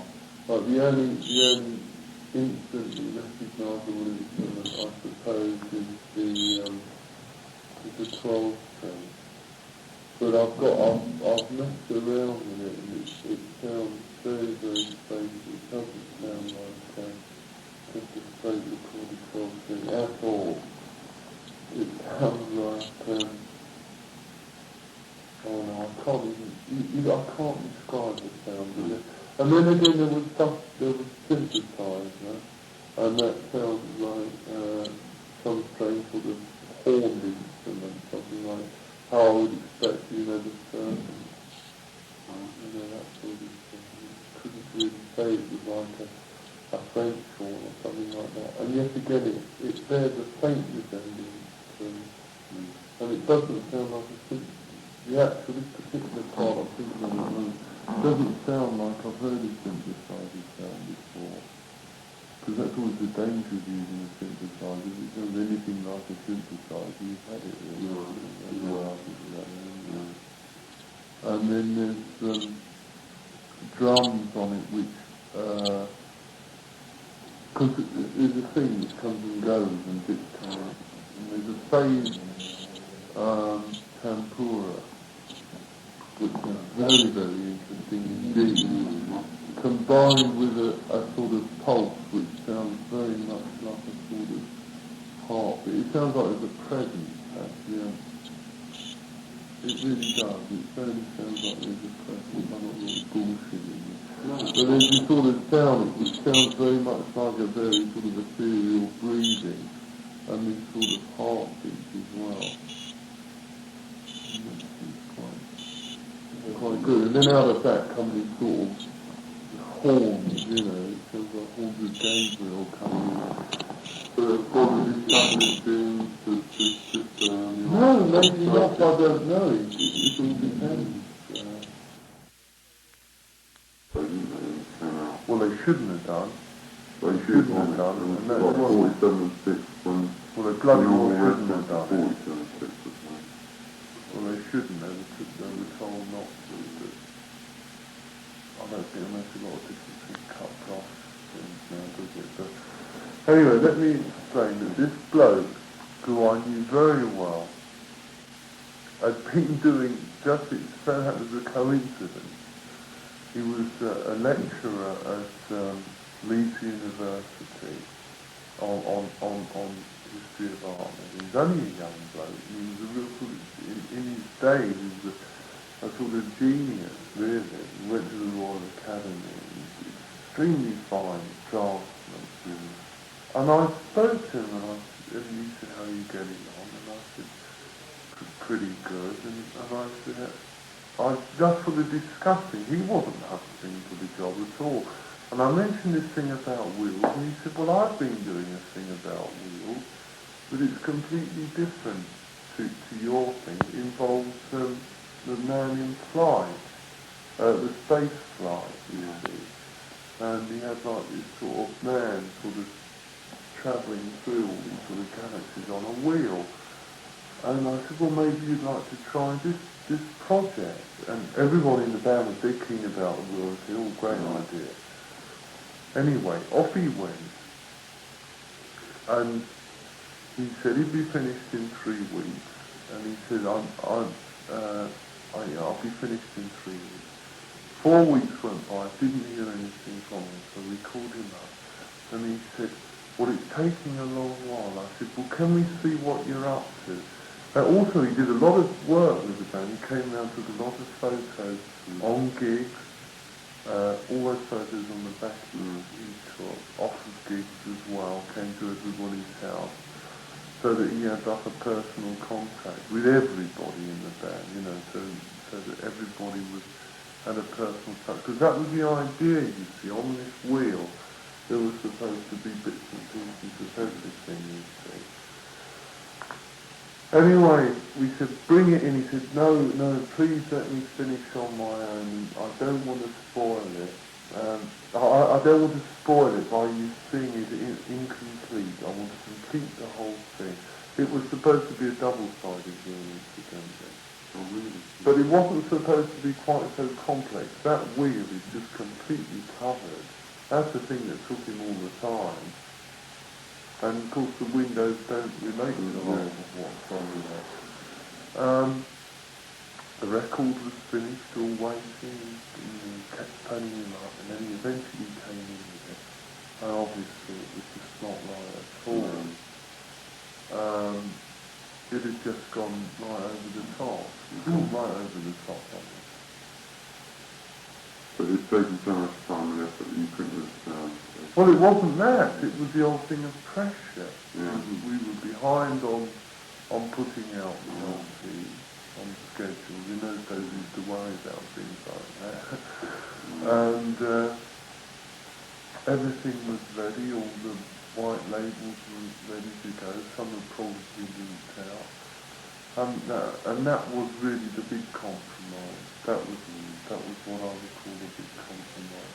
Other ones there were compromises on like colour on that second one, but that was all right. I think really, you know, it had the sort of phallic symbolism which really went in and out. It was in all the record as well. I didn't like that too much, I must admit. I thought that was the... I didn't like that. Oh, it was pretty sort of Yeah. camp really. I think that was a bit excessive, that particular thing. Well, that came out again. Another speed thing that was. He came in with a poster, and he said, "How about this for a poster?" And we said, "Well, I don't know about poster, but we're looking for an inside jacket on the right. Can you change it?" And he put the column down the side. He did a good job actually, David Juniper did.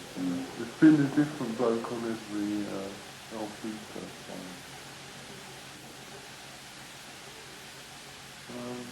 I like the lettering on the inside of the sauce, I thought it was so good. Yeah, that came from Studio Magazine.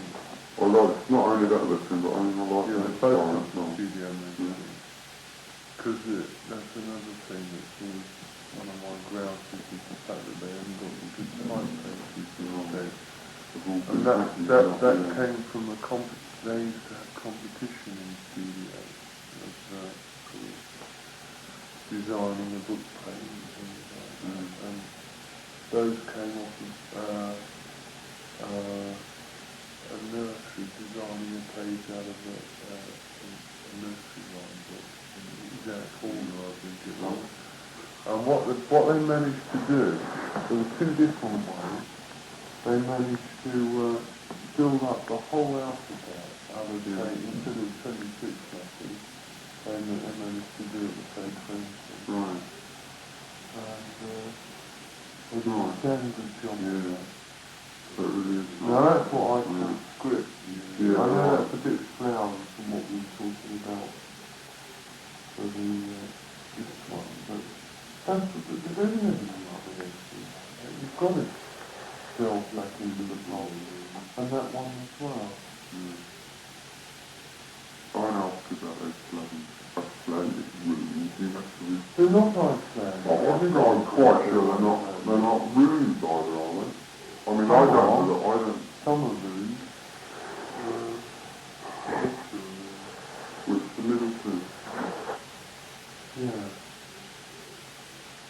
But I mean, I thought runes were... I mean, surely they've got nothing to do with Icelandic heritage, but they're runes. Well, they're all over the world. Somebody came into Atlantis, and that one, which means Trinity, they found it, they find it on Castle Rocks in Africa. Really? And it means the same thing. I don't know anything about things like that. This one is Robert's the feather one. It's a completely different thing together. So the first one's you, the last one's Robert, or Yeah. That's John Paul Jones and John Warren. This one is typical John Paul Jones. It's said in the book that we got it from there. It takes a man, you know, two one would need confidence, right? The competence as well to draw that. Oh, yeah. You've got to be Without a fair confidence in, I suppose, that's what let's hear the confidence, that word, you know, like, Well, did everyone choose their own? oh yeah, symbol then? sure.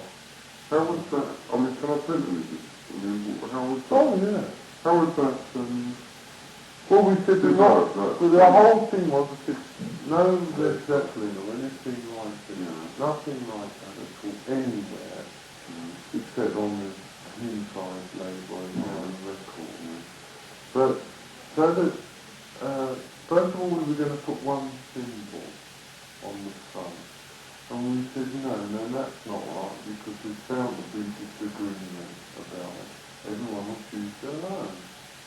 Now, it was just unfortunate that this one resembled a word, and I mean, it might sound a bit of a joke to say that now, but a lot of people thought, in fact, that picture doesn't completely different, and, well, I designed that, but it wasn't supposed to be at all. Not really, not the top of it your was head. With a view to one... not quite. It's a bit more complex than that. But unfortunately, what I'm going to get at is that people thought it was a bloody title in the day. Yeah.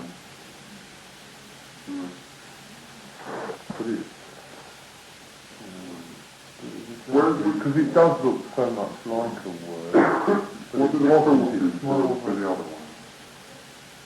Well, the feather comes from, or it comes through Lou and Churchward's book. Robert's one, as I say, and it also goes through Northern American Indian in the courage and with the feather, the whole sort of, the whole philosophy thing around the feather. But not the white feather. No, it shouldn't be a lot, yeah, I suppose it looks like a button. It's not sensitive. What about these two? And I can't imagine Well, that one... going into public libraries and looking up all... Well, when we said runes, there was this book that you could get, Runes and Symbols, and we just passed it round to give anybody an idea. Oh. And he chose one out of there, one that he liked. My one I sort of drafted out as something, from something. And Robert, you know, chose this one. But it could have been anything, you know, it could have been... But again, you know, there's another thing that throws the media into chaos. You have to refer to it as the fall. So they had special little blocks made up, which was like... I know, but I think my interview They didn't like it, you know, because again it sets a precedent. There was two precedents set on that. First, that the group's name didn't appear on it, nothing on the cover at all. Not even marketing, you know, there's none of this printed by so-and-so or anything, none of it. And I reckon, you know, it's not what you were saying about, you know, the public will buy anything. It was a complete reverse of that. It was, well, here's the cover, there's something inside it, listen to it first. Great. Got everything including Sunday dinner, can't we, Brad? Did you choose that one? No. No, I won't actually. I've got it. Can you get the duplicate down? No, it's not working. It's not Oh, you can get them done over the road there, can't you? Good, all right, well, give it a pass.